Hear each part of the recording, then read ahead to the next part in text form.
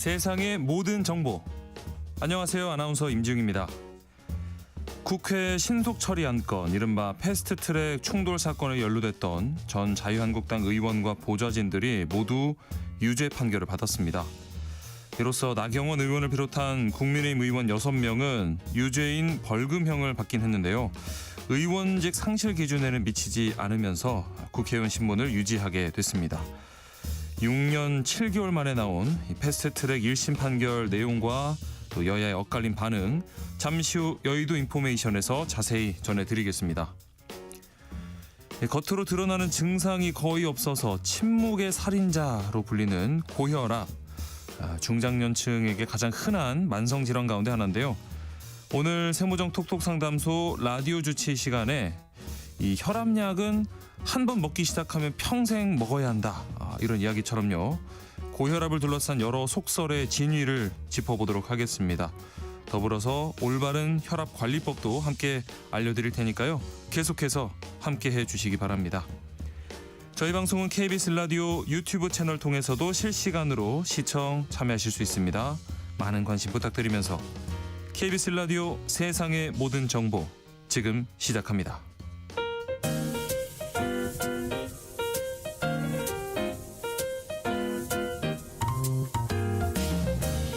정신없이 바쁜 하루, 놓치면 안 될 경제 사회 분야 뉴스를 한 번에 정리해 드립니다.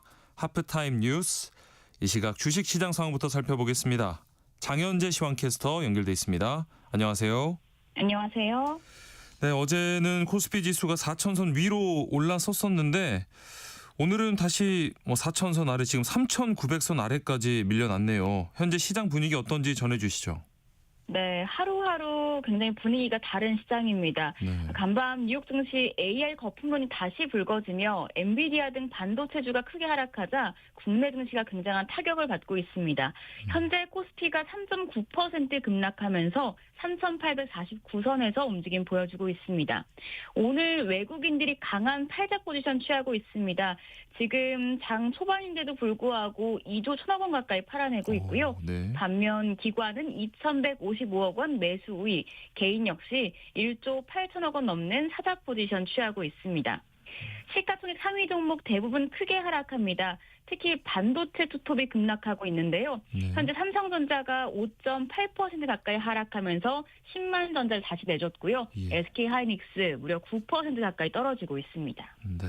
코스닥 지수도 내려갔던데요. 현재 흐름 살펴볼까요? 네, 코스닥 지수도 상황은 비슷합니다. 네. 현재 3.3% 내림세로 862선 지나가고 있습니다. 수급적으로는 여기서는 메이저 수급주체 양 매도가 나옵니다. 외국인이 1,240억 원 팔아내고 있고 기관 역시도 561억 원 매도 우위입니다. 개인만 홀로 1,929억 원 순 매수하고 있습니다. 네.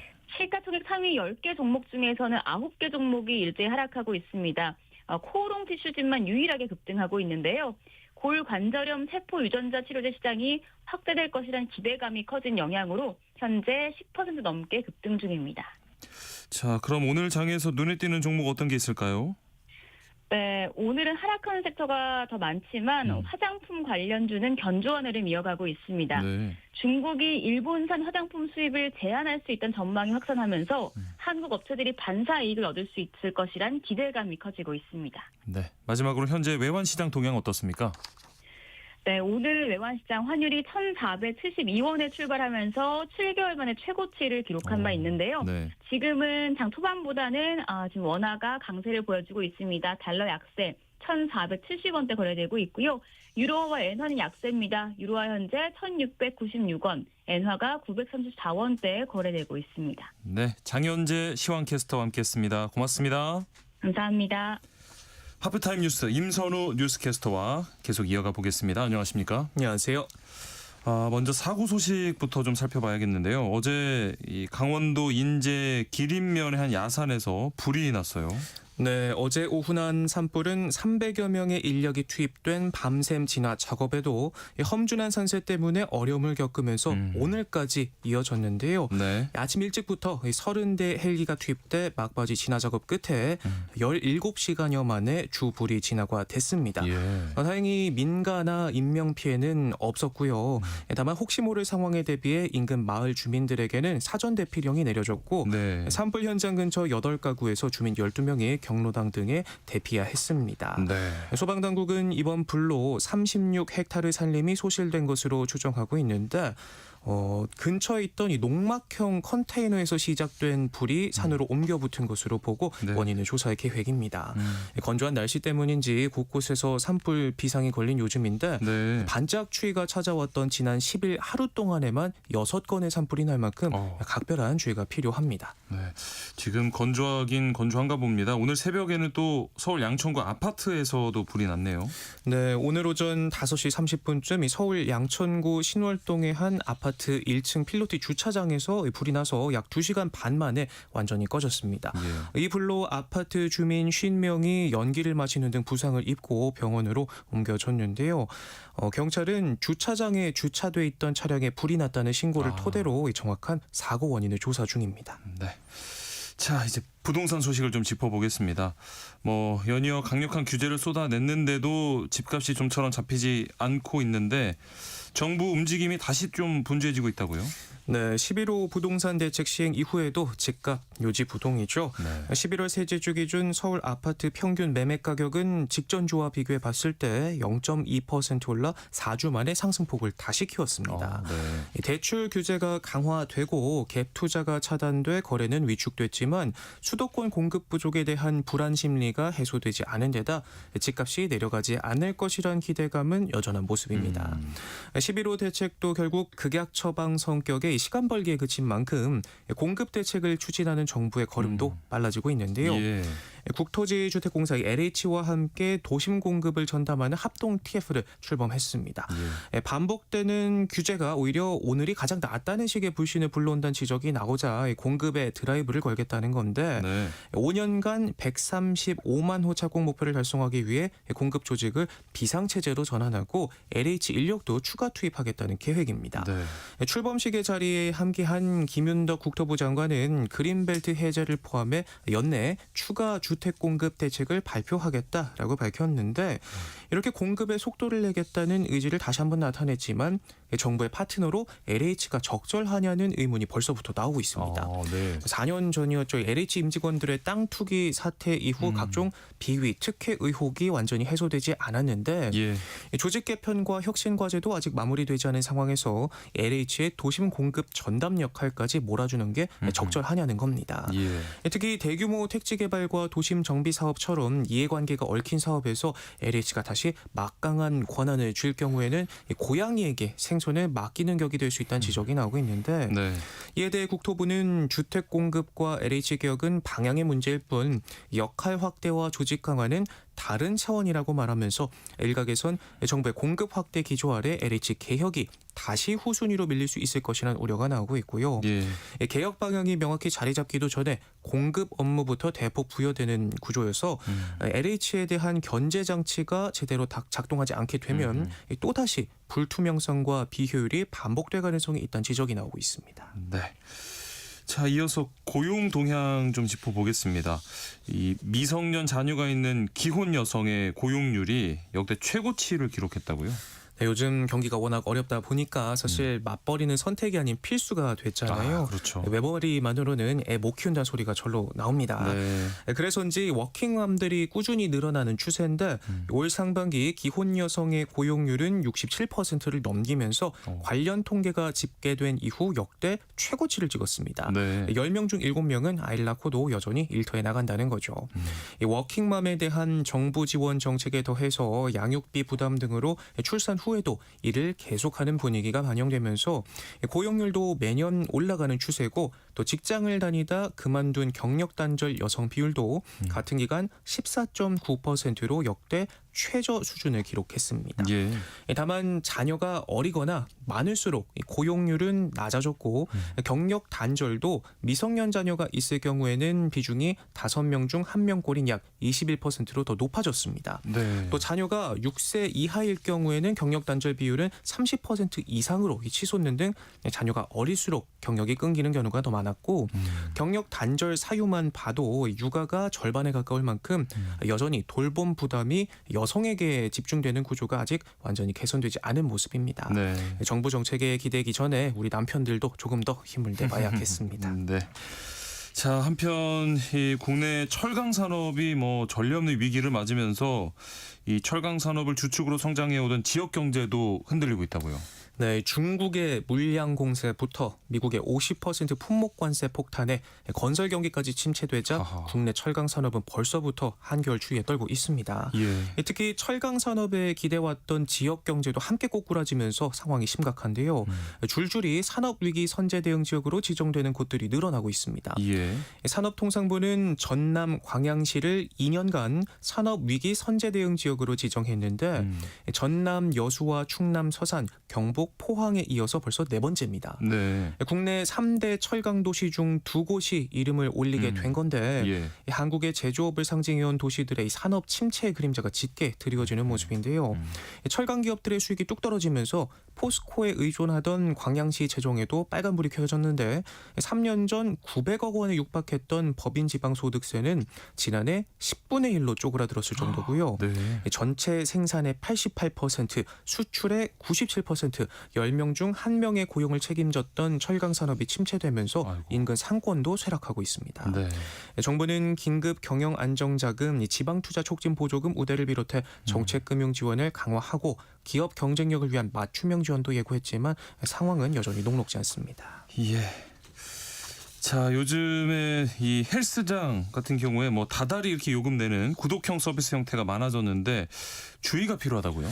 네, 말씀하신 것처럼 요즘 한 번에 이 등록비를 결제하는 게 아니라 네. 다달이 자동으로 빠져나가게끔 하는 구독 서비스가 늘고 있다고 하는데 네. 아차하는 순간 줄줄이 결제될 수 있어 주의가 필요합니다. 네. 실제로 한 피해자는 작년 초에 딱 한 달만 헬스장에 다녔는데 올해 카드 결제 내역을 확인하고 깜짝 놀랐다고 합니다. 네. 지난 1년간 다니지도 않은 헬스장 이용 요금이 매달 4만 원씩 꾸준히 빠져나가고 아이고. 있던 건데요. 예. 헬스장 측에서 구독 서비스 형태로 가입을 권하길래 응했는데 별도의 탈퇴 절차를 거치지 않으면 이용료가 계속 결제되는 방식이라는 걸 안내받지 못했다고 합니다. 아, 앱으로 그냥 이용하실 만큼만 결제하시면 된다, 이렇게 간단하게만 안내를 받았고 네. 따로 알림을 받거나 한 것도 없었다고 하고요. 장기 계약하면 50% 할인해 준다는 말에 PT 비용 180만 원을 덜컥 결제했다가 환불받지 못한 경우도 아이고. 있었다고 합니다. 예. 최근 3년간 서울시에서 접수된 실내 체육시설 피해 구제 신청은 매년 늘어나고 있는데 70% 이상이 이렇게 헬스장 관련 피해였을 정도라고 합니다. 네. 중도 해지 때 환급 거절이나 과도한 위약급 청구로 인한 분쟁이 열의 9을 차지했는데 구독형 헬스장의 경우 자동 결제 사실을 알리지 않은 사유가 가장 많았다고 하고요. 예. 이 때문에 한국소비자원은 할인 이벤트로 유혹하는 장기 또는 여러 회 계약은 신중하게 결정하고 20만 원 이상 결제는 3개월 이상 신용카드 할부로 해야지 네. 헬스장이 폐업을 하거나 연락이 두절됐을 때 자녀 할부금 지급을 거절할 수 있다 당부했습니다. 네.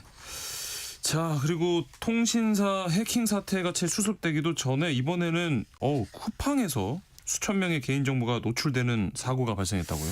네, 참 이 안 쓰는 사람을 찾기가 더 힘든 쿠팡인데 그렇죠. 고객 이름과 이메일, 주소, 전화번호에 심지어 최근에 무얼 주문했는지까지 관련 정보들이 죄가 됐다고 하는데요. 네. 4,500명의 개인 정보가 유출이 됐습니다. 예. 사측은 고객 정보를 조회했던 접근 경로를 차단했고 지금까지 조회된 정보를 이용한 사례는 확인이 되지 않았다 해명했는데 쿠팡은 이번 사고가 외부에서 이 내부 데이터에 접속한 해킹은 아니라는 입장입니다. 예. 자체 조사를 해봤더니 회사 시스템과 내부 네트워크망에 외부 침입 흔적 역시 없는 것으로 확인이 됐다 밝히면서 현재까지 파악한 사고 경과를 과학기술정보통신부와 한국인터넷진흥원 개인정보보호위원회에 신고했다 설명했습니다. 네. 이렇게 요즘은 개인정보가 곧 돈이 되고 힘이 되는 시대다 보니까 이렇게 잇따라 사고가 터지고 있는 모습인데요.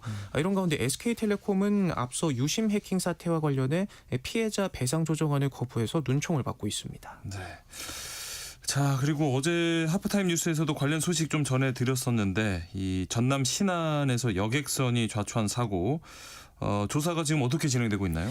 네, 대형 여객선이 왜 항로를 이탈해서 섬에 충돌했는지 해경의 수사가 본격화됐습니다. 네. 수동으로 운전해야 하는 좁은 수로에서 1등 항해사는 자동 조타 장치를 그대로 둔 채 휴대전화를 봤다고 진술했는데 네. 결국 사고 여객선은 방향 전환 타이밍을 놓쳤고 기존 항로에서 3km 벗어난 무인도에 충돌했습니다.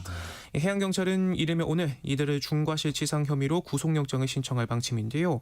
이와 함께 사고 당시 조타실에 없었던 선장도 같은 혐의로 입건됐습니다. 네. 선장과 1등 항해사, 조타수 등 이 사고 책임자들이 주의를 기울이지 않은 인재에 무게가 실리고 있고 네. 선박의 항로를 추적하는 해상교통관제센터도 여객선의 항로 이탈을 제때 알아차리지 못해 논란이 되고 있습니다. 네. 목포관제센터는 좌초된 배 항해사의 신고를 받고서야 이 사고 사실을 뒤늦게 인지했는데 관제센터는 배와 섬 사이 거리가 너무 가까워 항로 이탈을 감지하지 못했다고 말했지만 해양경찰은 관제센터의 CCTV 분석 등을 통해서 관제 업무가 적절히 이뤄졌는지 등도 살펴볼 계획입니다. 네. 하마터면 대형 사고로 이어질 뻔했습니다. 네. 마지막으로 산업재해 소식인데요.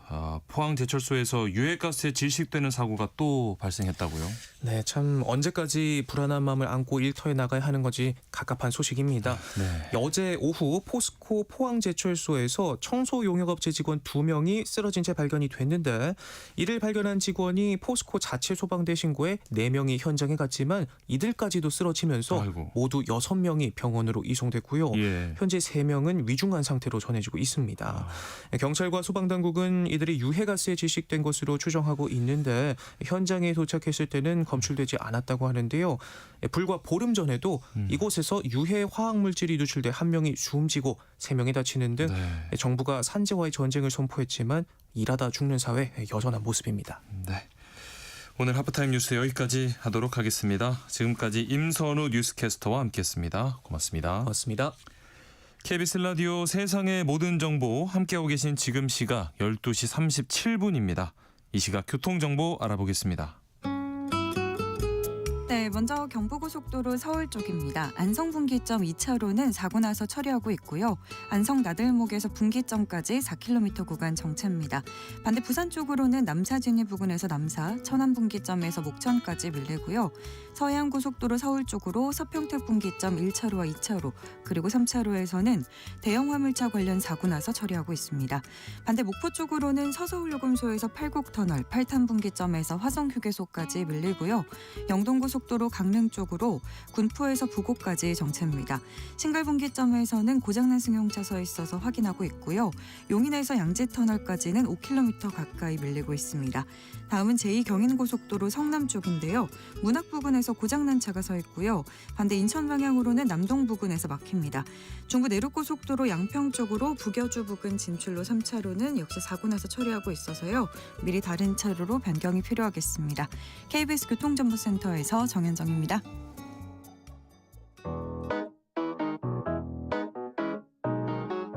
세상의 모든 정보는 청취자분들의 관심과 참여를 기다립니다. 방송 들으시면서 궁금한 점이 있거나 의견 공유하고 싶은 분들 계시면 문자 보내주세요. 추첨을 통해 모바일 쿠폰 보내드리겠습니다. 참여하실 번호는 샵 9730이고요. 짧은 문자 50원, 긴 문자 100원의 이용료가 부과됩니다. 콩 게시판을 통해서는 무료로 참여하실 수 있고요. KBS 1라디오 유튜브 채널을 통해서도 실시간으로 시청 참여하실 수 있습니다.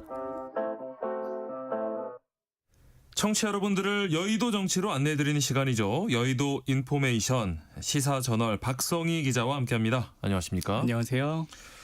자, 어제 이 패스트트랙 충돌 사건 1심 판결이 나왔습니다.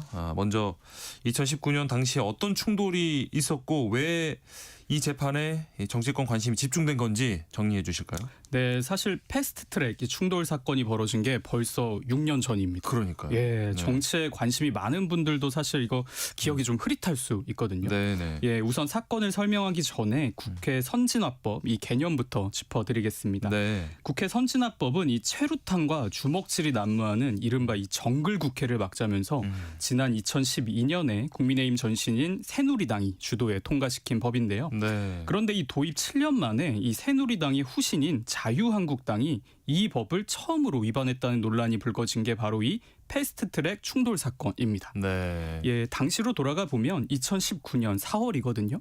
예, 국회 모습이 말 그대로 전쟁터를 아이고, 예, 네. 방불케 했습니다. 그렇습니다. 문재인 정부 당시인데 이때 민주당 등 여야 4당이 공수처 설치법과 이 선거법 개정안을 신속 처리한 건 이른바 패스트트랙 안건으로 지정하려 했거든요. 네. 그런데 이 자유한국당이 이거 정치적인 야합이다. 이렇게 온몸으로 막아 세우면서 네. 물리적인 충돌이 벌어진 겁니다. 예. 예, 민주당 보좌진이 법안을 제출하려 하니까 일부 한국당 의원들이 복도에 누워서 나를 밟고 가라. 하하. 예, 네. 이렇게 외치기도 했고요. 예. 또 당시 한국당 원내대표이던 나경원 의원이 일명 빠루라고 하죠. 이 네. 쇠 지렛대를 집어드는 장면이 언론에 포착되기도 했거든요. 예. 이후 나 의원이 이거는 사실 민주당 관계자가 문을 부수려고 해서 내가 뺏은 거다.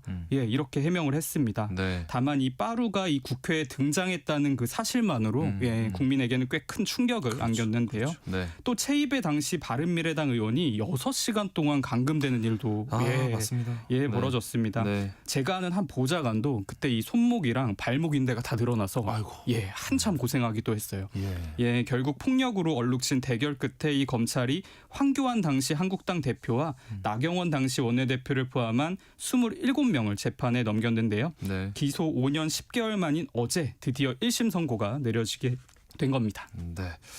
그래서 어제 이 1심 판결의 이 선고 결과 또 재판부의 판단 기준 좀 살펴봐야 되는데 정치적 의미를 좀 어떻게 봐야 할까요? 네, 어제 1심 재판부는 패스트트랙 이 충돌 사건으로 기소된 옛 한국당 관계자 이 26명 전원에게 벌금형을 선고했습니다. 네. 예, 나경원 의원이 총 2,400만 원, 그리고 황교안 전 대표가 1,900만 원, 송원석 원내대표가 1,150만 원 등 뭐 금액 차이는 좀 있지만 모두 징역이나 뭐 집행유예 없이 네. 벌금형으로 결론이 난 겁니다. 예. 이건 이제 이 특수공무집행 방해와 국회법 위반 벌금이 합해진 액수인데요. 네네. 사실 가장 관심을 모았던 부분이 이 국회법 위반 벌금이 얼마나 나올까 그렇죠. 이 부분이었거든요. 예. 예, 특수공무집행 방해의 경우에는 금고 이상의 형이 나와야 의원직이 이 상실되는 것에 비해서 네. 국회법 위반의 경우에는 이 벌금 500만 원 이상이 나오면 바로 의원직을 상실하게 됩니다. 네네. 예, 그런데 나경원 의원이 이 국회법 위반 벌금 400만 원이 나오면서 예, 가까스로 의원직 상실은 면했습니다. 네. 또 나 의원 포함해서 현직 국민의 의원 6명 모두 이 기준 아래의 형량을 받으면서 의원직을 지키게 됐는데요. 네. 재판부는 이 성을 선고하면서 국회가 지난 과오를 반성하고자 마련한 의사결정 이 방침을 의원들이 스스로 위반한 첫 사례가 됐다. 이렇게 좀 강하게 질타했습니다. 네. 재판부는 또 패스트트랙 이 충돌은 국회의원의 면책특권 대상도 또 저항권 행사도 아니다. 이렇게 판단했는데요. 네. 다만 이 정치적인 부당성을 공론화하려는 동기는 인정된다. 예, 그렇게 밝혔고 또 이후 선거를 통해서 정치적 판단이 어느 정도 이루어졌다. 이런 부분은 피고인들에게 유리한 양형 사유로 적시했습니다. 네. 이 사건으로 기소됐던 인사들 상당수가 지금 이제 국민의힘 주요 인사들인데 이 야당이 이번 결과 어떻게 받아들이고 있을까요? 네, 국민의힘은 전원 유죄가 나온 점은 아쉽다. 예, 이렇게 평가하면서도 네. 의원직 상실형은 피했다는 점에서는 사실 안도하는 모습입니다. 예. 상황에 따라서 이 개헌 저지선인 백석이 위태로워지는 최악의 예, 시나리오도 그렇죠. 배제할 수 없었기 때문인데요. 네. 국민의힘 지도부는 판결문 중에서 앞서 말씀드린 정치적 부당성을 공론화하려는 동기 이 지점을 특히 강조하고 있습니다. 예. 장동혁 국민의힘 대표는 판결이 나오자마자 이날의 한 거는 입법 독재와 의회 폭거로부터 대한민국 사법 체계를 지키기 위한 소수 야당의 처절한 저항이었다. 이렇게 말했습니다. 네. 그리고 이번 선고를 거대 여당의 폭주를 막기 위한 마지막 저지선이 인정된 판결로 평가했는데요. 네. 재판을 마치고 나온 나경원 의원은 덤덤한 표정으로 정치적인 사건을 6년이나 사법재판으로 끌고 온 건 유감이다. 정치적 항거의 명분을 법원이 분명히 인정했다. 이렇게 말했습니다. 네. 반면 황교안 전 대표는 법이 무너졌다면서 항소 의지를 드러냈습니다. 네. 여당 반응도 궁금한데요. 민주당 이번 판결 어떻게 해석하고 있을까요? 네, 민주당은 국민의힘과는 뭐 정반대 해석을 내놓고 있습니다. 네. 의원직 상실형을 떠나서 기소된 국민의힘 의원들 전원이 유죄 판결을 받았다는 점을 강조하고 있는데요. 김병기 민주당 원내대표는 법원의 호된 꾸짖음을 좀 깊이 생각해 봐야 된다. 예. 국민의힘은 이번 판결에 교훈을 얻어서 국민 앞에 부끄럽지 않은 태도를 보여줬으면 좋겠다. 이렇게 당부했습니다. 네. 박수현 민주당 대변인도 단 1원의 벌금이라도 유죄 판결을 받았다면 국민의 법정에서는 그것이 중형이다. 이 점을 좀 명심해야 한다. 이렇게 강조했습니다. 네. 다만 민주당 한편에서는 6년이나 걸린 이 늦은 선고와 검찰 구형보다 크게 낮아진 이 형량에 대해서 네. 비판하는 목소리도 나오고 있는데요. 예. 그래서 일부 민주당 의원들은 이번 판결을 사법개혁의 계기로 삼아야 한다. 이렇게 주장하고 있습니다. 네. 정청래 민주당 대표가 어제 SNS에 글을 하나 올렸는데 네. 오늘의 죄를 벌하지 않았으니 국민의힘이 국회 안에서 더 날뛰게끔 법원이 국회 폭력을 용인하고 용기를 준 꼴이다. 조희대 사법부답다. 이렇게 비판했습니다. 김병주 최고위원도 SNS에 나경원에 대한 이번 판결은 백지 면제보다 법원이 계속 이런 판결을 내린다면 단순한 오판이 아니라 스스로 정치 권력임을 자인하는 거다. 이렇게 비판했습니다. 네. 이제 마지막으로 검찰의 항소 여부에 정치권 이목이 쏠리는데 이번 사건에서 항소하느냐 마느냐가 어떻게 또 이렇게 정치적 쟁점으로 연결되는 걸까요? 네, 검찰의 이 항소 여부가 주목받는 거는 야권이 이번 사건을 대장동 항소 포기와 직접 비교하고 있기 때문입니다. 네. 예, 나경원 의원, 황교안 전 대표 등에 대해서 검찰이 징역 한 1년에서 2년 정도 구형했었는데 네. 실제 선고가 이 벌금형으로 크게 낮아졌거든요. 그렇죠. 사실 검찰 내부 기준으로 보면은 항소가 어떻게 보면 당연한 사안일 수 있습니다. 네, 네. 그런데 앞서 검찰이 이른바 이 대장동 민간업자 사건 항소를 포기했을 당시에 정부 여당이 검찰의 이 항소 자제가 필요하다. 이런 입장을 밝혔었거든요. 네. 야당은 이번에도 검찰이 이 기준을 적용해서 항소를 포기해야 한다. 이렇게 주장하고 있는 겁니다. 네. 예, 장동혁 국민의힘 대표는 대장동은 항소를 포기해놓고 이번 사건엔 또 다른 기준을 적용하면 안 된다. 이렇게 검찰을 압박했습니다. 이준석 개혁신당 대표도 SNS에 항소 이 여부를 보면 대장동 1심 항소 포기와 이 사건 간 비교가 선명해질 것이다. 이렇게 밝혔는데요. 네. 반면 민주당 의원들은 전혀 다른 시각을 드러냈습니다. 네. 대장동과 이번 패스트트랙 충돌 사건은 전혀 다른 유형의 사건이라는 주장인데요. 특히 이 국회 선진화법의 첫 위반 사건이라는 네, 네. 그 상징성을 감안하면 검찰이 반드시 항소해야 한다. 이게 민주당 의원들의 주된 입장입니다. 예. 박주민 의원 어제 한 라디오에 출연했는데 패스트트랙 충돌 사건은 검찰 구형과 형이 완전히 바뀐 만큼 항소하는 게 맞다. 대장동 사건과 단순 비교하는 건 무리다. 이렇게 말을 했습니다. 네. 여야 이 정치적 해석이 충돌하는 지점이라 패스트트랙 충돌 사건 검찰의 항소 여부에 정치권 관심 집중되는 모습입니다. 네. 과연 검찰이 항소를 하는지 안 하는지 지켜보도록 하고요. 다음은 국민의힘 소식입니다. 최근에 이 박민영 대변인, 김혜지 의원 비하 발언이 참 큰 논란이 됐는데 파문이 좀 당 내홍으로까지 번지고 있다고요. 네, 이번 논란 그 박민영 국민의힘 미디어 대변인이 지난주 수요일에 한 유튜브 방송에서 김혜지 의원을 향해 한 거친 발언이 발단이 된 겁니다. 네. 예, 박 대변인은 해당 방송에서 김 의원이 시각 장애인이라는 점을 언급하면서 막말로 김혜지 같은 사람이 눈 불편한 거 말고는 기득권이다. 예, 돈 있고 학력 있고 본인이 뭐가 부족하게 자랐냐. 오히려 자기가 그런 일부 약자성을 무기 삼고 있다. 이렇게 비난했습니다. 네. 예, 한마디로 국민의힘에서 이 비례대표로 재선한 이 김 의원이 민주당이 주도한 3대 특검 그리고 윤석열 전 대통령 탄핵 등에 찬성한 게 당에 대한 배신이라는 겁니다. 그런데도 이 장애인이라는 이유로 정치적인 비판을 피해가고 있다는 게 박 대변인의 주장인데요. 예. 그런데 사실 이 장애를 조롱하거나 비하하는 취지로 들릴 수 있는 발언이었기 때문에 그리고 심지어 제1야당의 미디어 대변인이 이런 네. 발언을 했다는 점에서 그렇죠. 예, 굉장히 큰 파장인 겁니다. 박 대변인은 뒤늦게 SNS에 사과문을 올렸습니다. 그런데 김혜지 의원은 진정성이 없다고 봤는데요. 김 의원은 박 대변인이 의원 개인에 대한 비난을 넘어서 장애인 그리고 이 비례대표제에 대한 몰이해를 드러낸 것이다. 이렇게 비판했는데요. 네. 김 의원은 이건 개인 공격이 아니라 인권 감수성의 문제다. 이렇게 밝히면서 박 대변인을 허위사실 유포 혐의 등으로 고소했습니다. 이번 이 사태를 두고 한동안 잠잠했던 국민의힘 계파 갈등이 다시 표면화됐다는 분석이 나오는데 이 친윤 대 친한 갈등의 신호탄이다 이런 해석이 나와요. 왜 이런 논란이 나오는지 배경 한번 짚어주실까요? 먼저 이 박민영 대변인은 윤석열 정부 초창기부터 이 대통령실에서 활동해온 대표적인 이 친윤계 인사입니다. 예. 반대로 김혜지 의원 같은 경우는 지난 전당대회 당시 친한계로 분류됐던 의원인데요. 네. 그러다 보니까 이번 비하 발언을 두고 친윤 인사가 친한계를 공격한 거 아니냐 이런 해석이 나오는 겁니다. 네. 여기에 이 지도부의 대응도 갈등을 더 키웠는데요. 논란이 계속 확산하니까 박 대변인이 지난 17일에 당 지도부에 이 사의를 전했습니다. 네. 뭐 통상 이 정도 무리를 일으킨 당직자는 지도부가 소위 말하는 손절하는 경우가 대부분인데요. 네. 그런데 이 장동혁 대표는 인재를 지켜야 한다면서 이 사의를 반려했습니다. 예. 여기에 송원석 원내대표가 이 문제를 자그마한 일이다 이렇게 표현하면서 논란을 좀 키웠는데요. 네. 당 지도부 반응에 김혜지 의원은 이해하기 어렵다 이렇게 실망감을 드러냈습니다. 네. 이후 정치권에서는 친윤 국민의힘 지도부가 친윤계인 박 대변인은 감싸고 친한계인 김예지 의원의 문제 제기는 묵살한 거 아니냐 이런 해석이 나오고 있습니다. 네. 실제 친한계 쪽 분위기 들어보면 굉장히 좋지 않은데요. 김종혁 전 최고위원 외국이면은 이거 정치 생명이 벌써 끝났을 일이다. 이렇게 강하게 비판했습니다. 네. 반면 친윤계 주변에서는 박민영 대변인을 좀 두둔하는 목소리가 거셉니다. 특히 유튜버인 전환기 씨가 네. 지난 18일 자신의 이 유튜브 채널에서 김예지 의원을 향해서 숙청해야 한다. 한동훈 손잡고 윤 대통령 등에 칼을 꽂았다.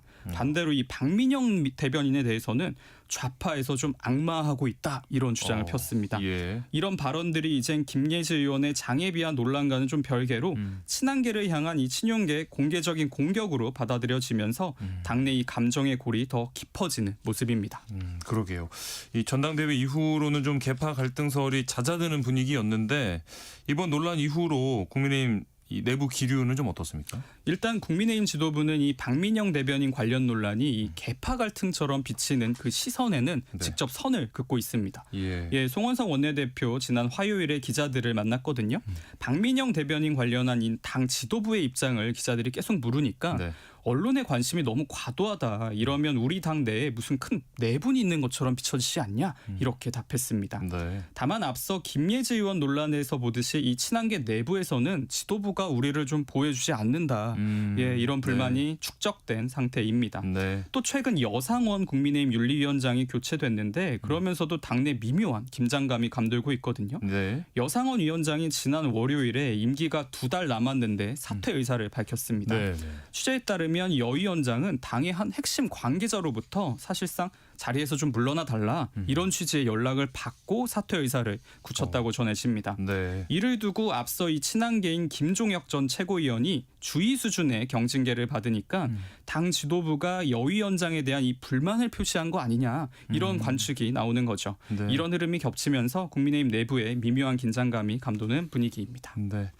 일각에서는 이번 논란 연장선에 이 한동훈과 장동혁, 그러니까 신구 대표 간의 어떤 미묘한 긴장 관계가 자리하고 있다 이런 해석도 나오는데 어떻게 봐야 될까요? 잠재적 갈등론?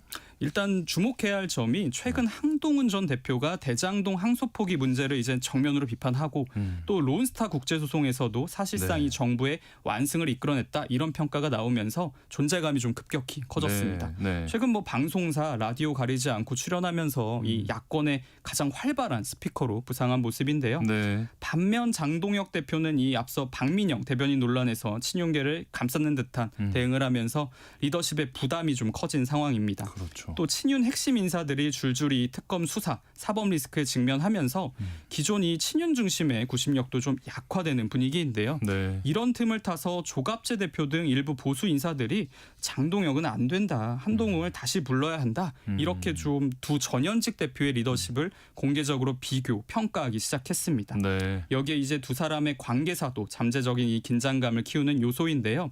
한때 장 대표, 한동훈 전 대표의 정치적 동지였지만 비상계엄과 탄핵 정국 거치면서 두 사람 사실상 정치적 앙숙에 가까워졌습니다. 이런 두 사람 사이의 미묘한 분위기 그리고 긴장 관계, 야권을 넘어서 정치권 모두 예의주시하는 모습입니다. 네. 여의도 인포메이션 오늘은 여기서 마무리하겠습니다. 지금까지 시사저널 박성희 기자와 함께했습니다. 오늘 말씀 고맙습니다. 감사합니다. 세상의 모든 정보 1부 순서 여기서 마무리하겠습니다. 이어지는 2부에서는 오늘 꼭 알아야 할 정치, 국제 이슈 전해드리는 오늘의 뉴스가 준비되어 있고요. 또 건강에 관한 모든 궁금증을 풀어드리는 시간이죠. 세모정 톡톡 상담소 라디오 주치 코너, 지루한 일상에서 벗어나는 또 여행 안내소 코너까지 기다리고 있습니다. 계속해서 많은 청취 부탁드립니다. 잠시 후 1시에 돌아오겠습니다.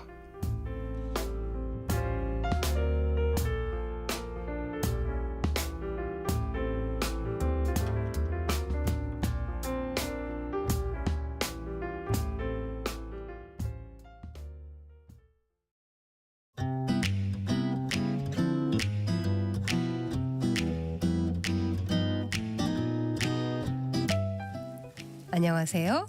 바른말, 고운말입니다. KBS 1텔레비전에서 방송되고 있는 우리말 겨루기에서 나왔던 문제를 짚어보겠습니다. 오늘은 우리말 달인 도전 1단계 문제로 2개 중에서 맞는 표현을 맞히는 것입니다. 먼저 볼래야 볼 수 없는 사람과 보려야 볼 수 없는 사람 중에 맞는 표현은 어느 것일까요? 네, 이때는 보려야 볼 수 없는 사람이 맞습니다. 여기서 보려야는 보려고 하여야가 줄어든 말입니다.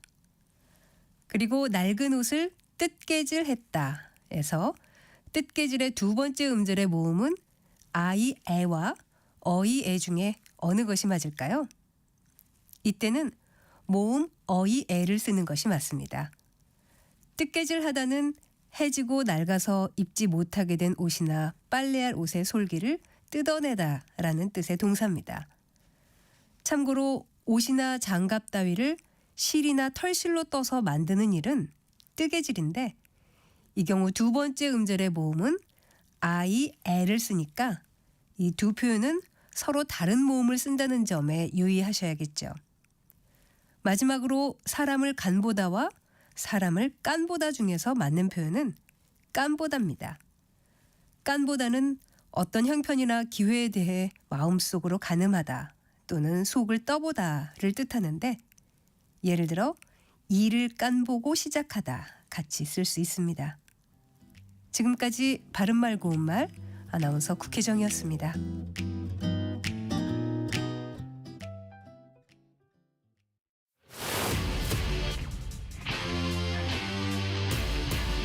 토론에 정답은 없습니다. 토론이 세상을 바꿀 수도 없습니다. 하지만 질문은 새로운 세상을 만들 수 있습니다. 질문으로 올바른 세상을 만드는 첫걸음. 평일 저녁 7시 20분 KBS 열린 토론.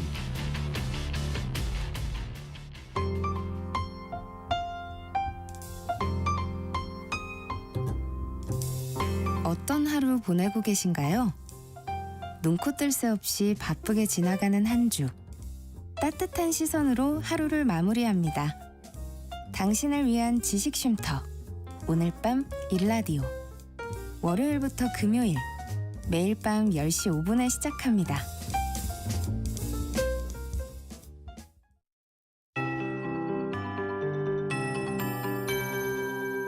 KBS 58분 날씨.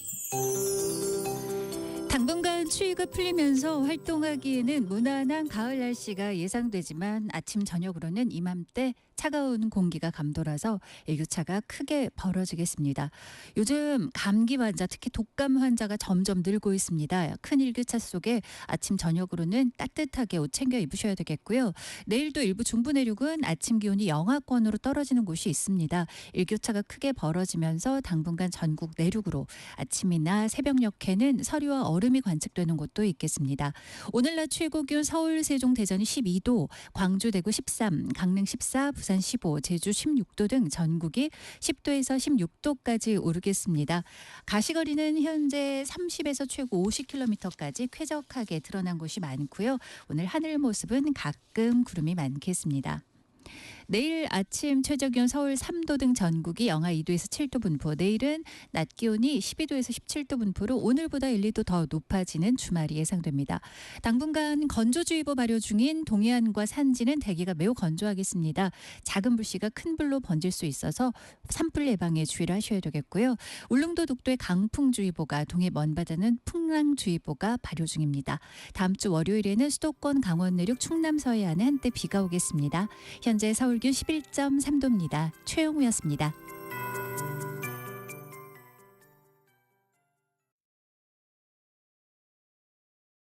정성을 다하는 국민의 방송 KBS가 한시를 알려드립니다. AM 711kHz, FM 97.3MHz, KBS 1라디오입니다. HLKA.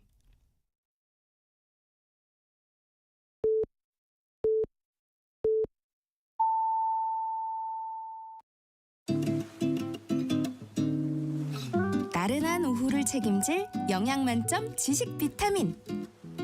세상의 모든 정보.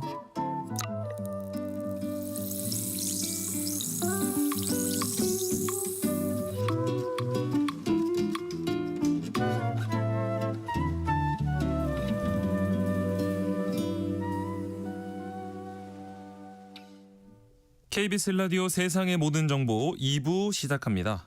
2부에서는 정치, 국제 이슈를 전해드리는 오늘의 뉴스 하고요. 청취자 여러분들의 작은 궁금증도 신속 정확하게 해결해드리는 세무정 톡톡 상담소 금요일 코너 라디오 주치 시간이 기다리고 있습니다. 오늘은 이 고혈압과 관련해서 널리 퍼진 속설들 사실 여부를 따져보고요. 올바른 혈압 관리법까지 함께 알아볼 예정입니다. 고혈압과 관련해서 궁금한 점 문자로 보내주시면 상담도 해드리고요. 추첨을 통해서 커피와 베이글 모바일 쿠폰 보내드리겠습니다. 문자 보내실 곳은 샵 9730번이고요. 짧은 문자는 50원, 긴 문자는 100원의 정보 이용료가 있고요. 콩 게시판에선 무료로 참여하실 수 있습니다. 그럼 먼저 라디오 정보센터 뉴스 전해드립니다.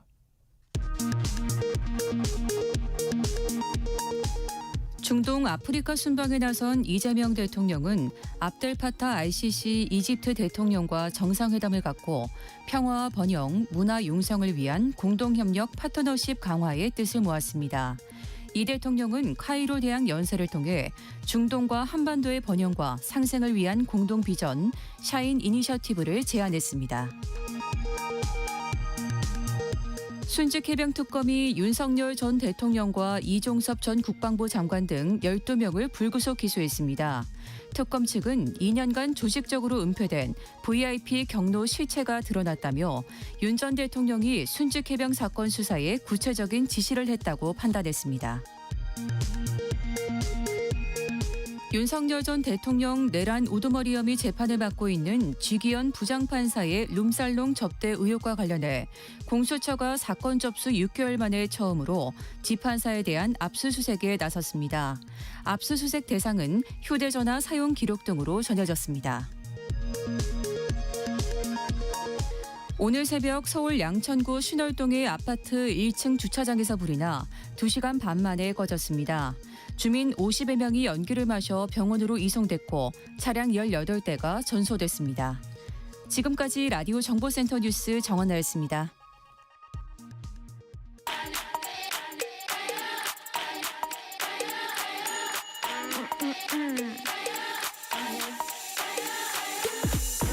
혹시 뉴스 빠뜨리셨나요? 한낮에 전해진 소식들 꼼꼼히 정리해드리겠습니다.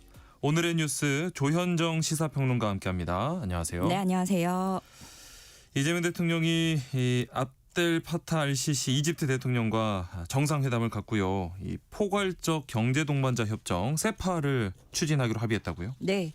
포괄적 경제 동반자 협정, 그러니까 경제 협력을 목표로 한다는 게 세파인데 FTA하고 좀 유사해 보이지만 네. FTA는 방점을 관세를 철폐하고 장벽을 낮추는 거. 네. 여기에 집중을 한다면 이 세파는 서비스, 투자, 지식재산권 등등 해서 더 포괄적인 협력을 다룬다는 개념입니다. 예.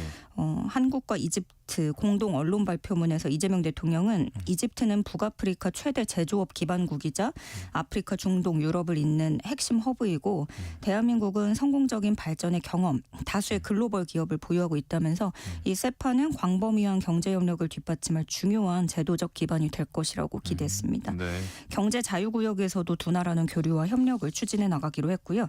방산 분야에서 호혜적인 협력 방안을 논의했습니다. 네. 그 무엇보다 이번 이집트 방문에서는 평화 외교가 좀 강조가 됐어요. 예.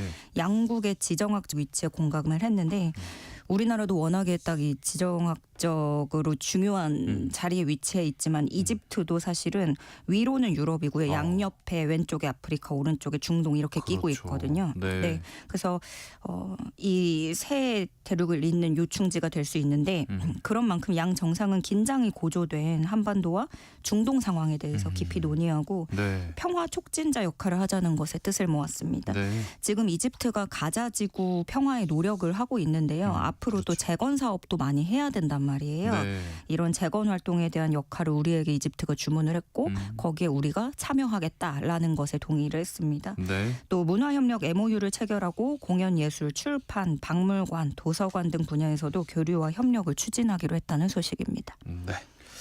자, 그리고 정당 현수막 규제를 되살리는 5개 광고물법 개정안이 국회 행정안전위원회 법안 심사 소위를 통과했다는 소식이 있네요. 아, 네. 정당 현수막 문제가 오랫동안 지적이 됐고 그렇죠. 네. 이거 진짜 지나가면서 보시면서 불편함을 느끼신 분들 많으실 것 같아요. 네. 내용도 민망하고 미관을 해치는 건 물론이고 시야를 가리면서 네.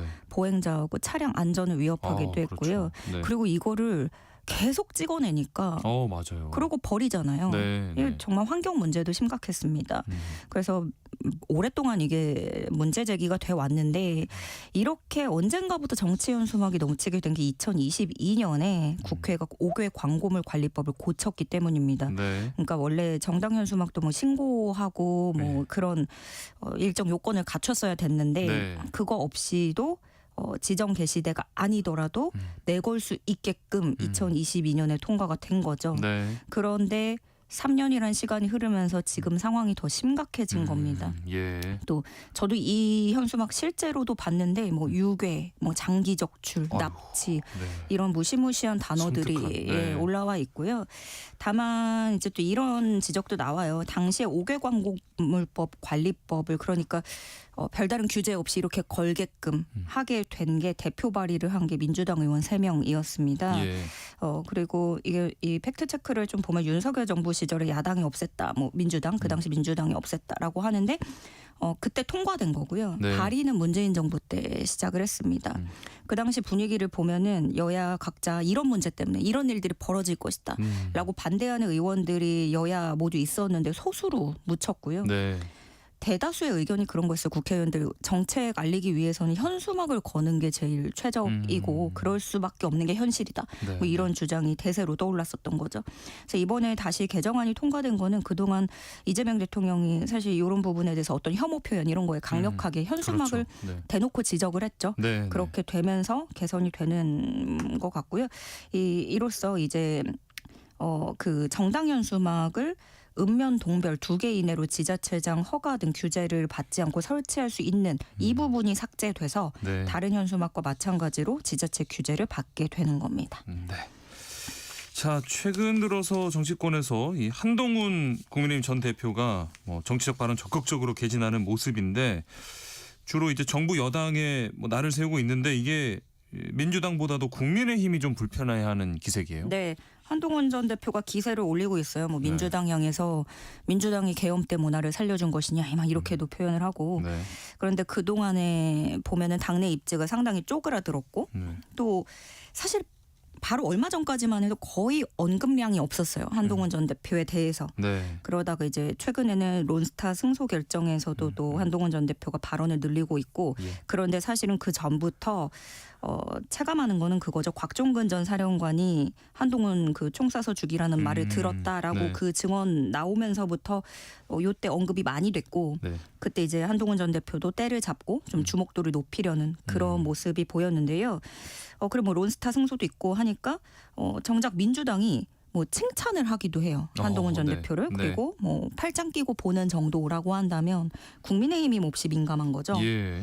론스타 소송 관련해서도 국민의힘 인사들이 비판을 하고 있습니다. 대표적으로 김민수 최고위원은 자신의 영웅서사로 만들려는 한가로운 사람이다 이렇게 비판을 하면서 한 사람의 작품이 아닌 20년에 걸친 국가 전체의 작업이다 이렇게 저격을 했는데 이건 사실 지금 여당에서 나올 만한 발언 같거든요. 그러니까요. 네. 게다가 또 이런 사건이 있었죠. 그 박민영 대변인이 친윤계로 분류가 되는데 네. 친한계 김예지 의원을 겨냥한 그런 부적절한 발언 때문에 도마 위에 오르기도 했는데 네. 요게 전형적인 또 계파 갈등으로 확산이 되고 있고 네. 일부 극우 성향 유튜버는 한동훈 전 대표에 대해서 숙청이란 말을 언급하기도 했습니다. 네. 얼마 전에 그 장동혁 대표가 어제도 3선 의원들 만났고 그 전에 네. 뭐 5선, 4선 이렇게 만났잖아요. 네. 이렇게 중진들 만나서 의기투합하는 것도 결국에는 친한계를 견제하겠다라는 그런 심산이 이제 깔려 있는 것이고 예. 또 당원 게시판에는 그 예전에 그 한동훈 전 대표 가족 명의로 해서 당 게시판에 그 뭐 비방글이 올라왔던 네네. 그 의혹에 대해서도 이게 매듭이 지어지지 않았으니까 그냥 넘어갈 수 없다. 지도부를 좀 압박하는 그런 분위기도 감지됩니다. 네. 자, 그리고 윤석열 정부 시기 이 전현희 당시 국민권익위원장이죠. 둘러싼 감사원 조사 결과가 발표가 됐는데 뭐 감사 착수부터 처리, 이 감사 시행 과정 전반에 걸쳐서 위법, 부당 행위가 확인됐다는 설명이네요. 네, 그 이번 발표는 2023년 6월 권익위 등을 대상으로 실시된 공직자 복무관리 실태 등 점검 감사에 대한 점검 결과를 대상으로 하는데요. 네. 그러니까 요지는 이겁니다. 그 당시에 감사원이 전현희 전 위원장의 어떤 근무 태도 관련 의혹에 대해서 제보를 토대로 권익위 감사를 실시했습니다. 네. 그런데 그 당시에 이제 전임 정부, 그러니까 문재인 정부 때 임명된 인사이다 보니까 어떤 예. 찍어내기, 사직시키기 위해서 표적 수사, 표적 감사를 하고 있는 게 아니냐 이런 비판이 쏟아진 거죠. 네. 그 당시에 감사를 주도했던 게 유병호 전 사무총장이라는 사람인데 지금은 감사위원입니다. 네. 네, 지금 여권에서 주장하기로는 이 유 전 사무총장은 윤석열 감사원의 실세다 이렇게 지목을 하고 있는 거고 네. 그러니까 어느 쪽이든 간에 이제 서로 알력이 행사됐다 이렇게 주장을 하고 있는 건데 네. 이번에 감사 결과를 보니까 이 사무처가 감사 내용에 반대했던 그 당시 조은석 주심위원은 패싱을 했다라는 것도 네. 확인이 됐는데요. 그러니까 원래 전자문서 보고서를 결제 올리면은 주심위원이 그 열람 버튼 누르고 확인을 해야 되는데 네네. 그때 주심위원을 결제 라인에서 삭제해버리고 네. 빼버려서 최종 결제자를 이 사무총장으로 바꿨다. 그 여권에서 주장하는 윤석열 감사원의 실세라는 그 사람으로 최종 결재권자를 잠깐 바꿨다가 예. 이렇게 처리를 하고 나서 다시 결제 라인에 원상복구해 놓는 뭐 그런 이상 징후가 감지됐다라는 네. 게 TF의 설명입니다. TF 최종 활동 결과는 12월 초순쯤에 공개될 예정입니다. 네. 한낮의 교양 파트너, 지금 여러분께서는 KBS 라디오 세상의 모든 정보와 함께하고 계십니다. 자, 더불어민주당이 이 관리당원 권한을 대폭 강화하는 내용의 당원 당규 개정안과 관련해서 당원들의 의견을 물었는데 10명 중 8명 이상이 찬성한 걸로 나타났다고요? 네. 더불어민주당의 당대표와 최고위원 선출을 할 때 당원 1인 1표제를 적용하는 안건, 그러니까 지금은 대의원의 표심이 더 무게가 네. 실렸다면 그렇죠. 당원도 다 똑같이 한 표를 적용한다는 거예요. 네. 근데 이거를 정청래 대표가 전당원 투표에 어떻게 생각하시느냐 이렇게 투표에 붙였는데 86%가량이 찬성한 것으로 나타났습니다. 네. 10명 중 8명 꼴이고 압도적인 찬성인데요. 근데 이게 막상 분위기하고는 되게 다르게 결과가 좀 나온 게 있어서 네. 그럼 이걸 보니까 투표 참여율이 16.81%에 그쳤습니다. 아하. 참여율이 5분의 1도 안 되는 거예요. 예. 그래서 뭐 일각에서 뭐 해석하기로는 정청래 대표에 대해서 그냥 조직적인 비토, 그러니까 나 여기 투표도 참여 안 하겠다라는 게 반영된 게 아니냐라는 오히려. 분석도 예. 나오고 있고요. 애초에 그러니까 정청래 대표가 본인이 이제 당원 표심이 더 강하다고 생각을 하니까 네. 연임을 위해서 그런 사전 작업이다라는 의구심이 당내에서 제기가 되고 있고 네. 그렇지만 지금 이걸 보면은 막지도 못하는 그런 상황이 됐습니다. 네. 그래서 이제 그 룰 개정을 하면은 정청래 대표가 제일 유리해지지 않겠느냐, 수혜자가 될 거다 이런 관측이 나오기 때문에 네. 앞으로 이게 또 당내 갈등이 점화되는 계기가 될 수 있다라는 해석도 나오고 있고요. 예. 민주당은 이번 투표 결과 반영해서 조만간 당원 당규 개정을 완료하겠다는 방침이라서 개정안은 28일 중앙위원회 투표에 붙일 예정입니다. 네. 자, 그리고 도이치모터스 주가 조작 사건 관련해서 이 제3의 주포로 지목된 이모 씨가 체포됐다고요? 네. 김건희 여사 증권사 계좌를 맡아서 관리를 하고 예. 또 김건희 여사에게 건진법사 전성배 씨를 소개해줬다라고 알려진 네. 인물입니다.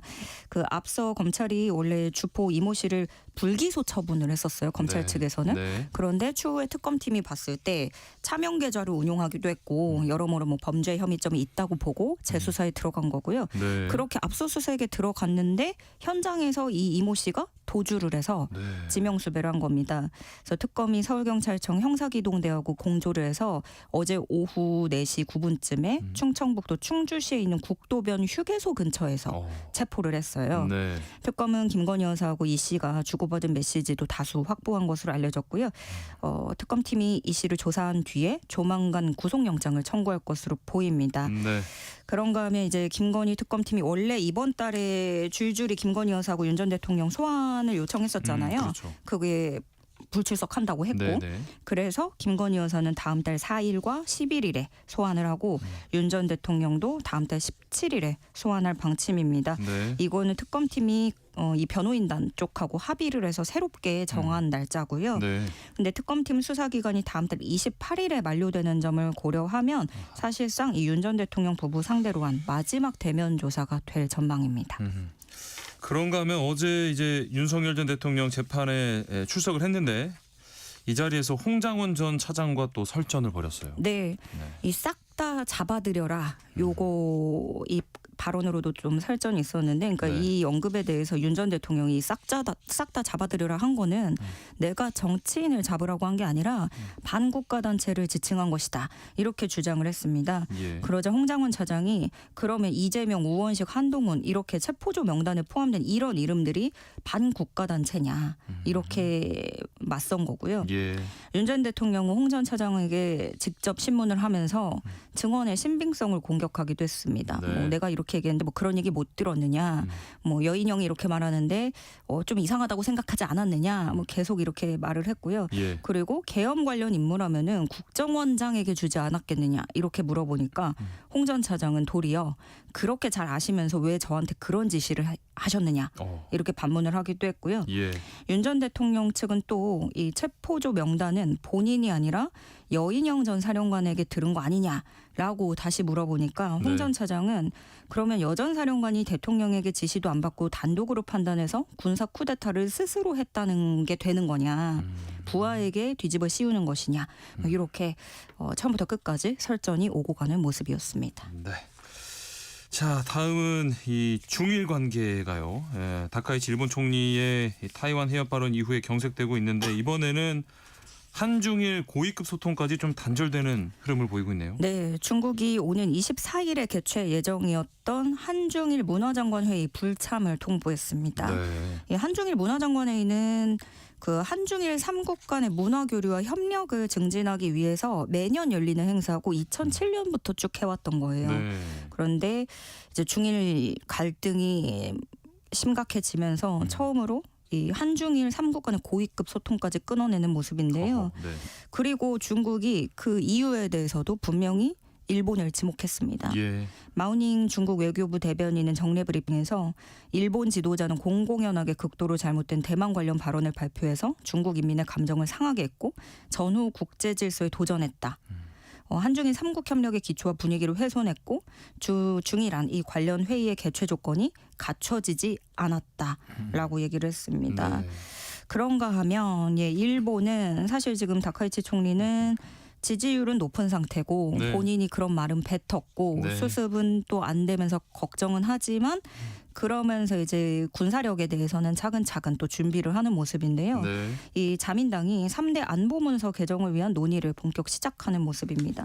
이 일본의 3대 안보문서라고 하면은 그 국가의 기본 안보 종합 정책을 명시한 안보 전략이 있고요. 뭐 네. 자위대 같은 방위 수단과 그 역할에 대해서 명시한 내용이 있고 방위비 지출 계획 뭐 이런 내용들이 포괄적으로 들어 있는데 네. 이제 여기서 우리가 주시해야 할 대목은 그 비핵 3원칙. 아하. 예, 이게 일본의 핵 정책 근간을 논하는 대목입니다. 네. 요게 개정 논의 대상이 될 수 있다라는 지점을 주의 깊게 봐야 됩니다. 네. 원래 다카이치 총리는 그 필요시에 미국의 핵을 일본에 배치를 할 수 있도록 반입 규정을 바꾸려는 것으로 알려졌고 이 다카이치 내각과 이 자민당 쪽은 이 호시탐탐 이런 부분을 노리려고 하고 있는 상황입니다. 네. 오늘의 뉴스 여기까지 하겠습니다. 조현정 시사평론가 함께했습니다. 고맙습니다. 네, 고맙습니다.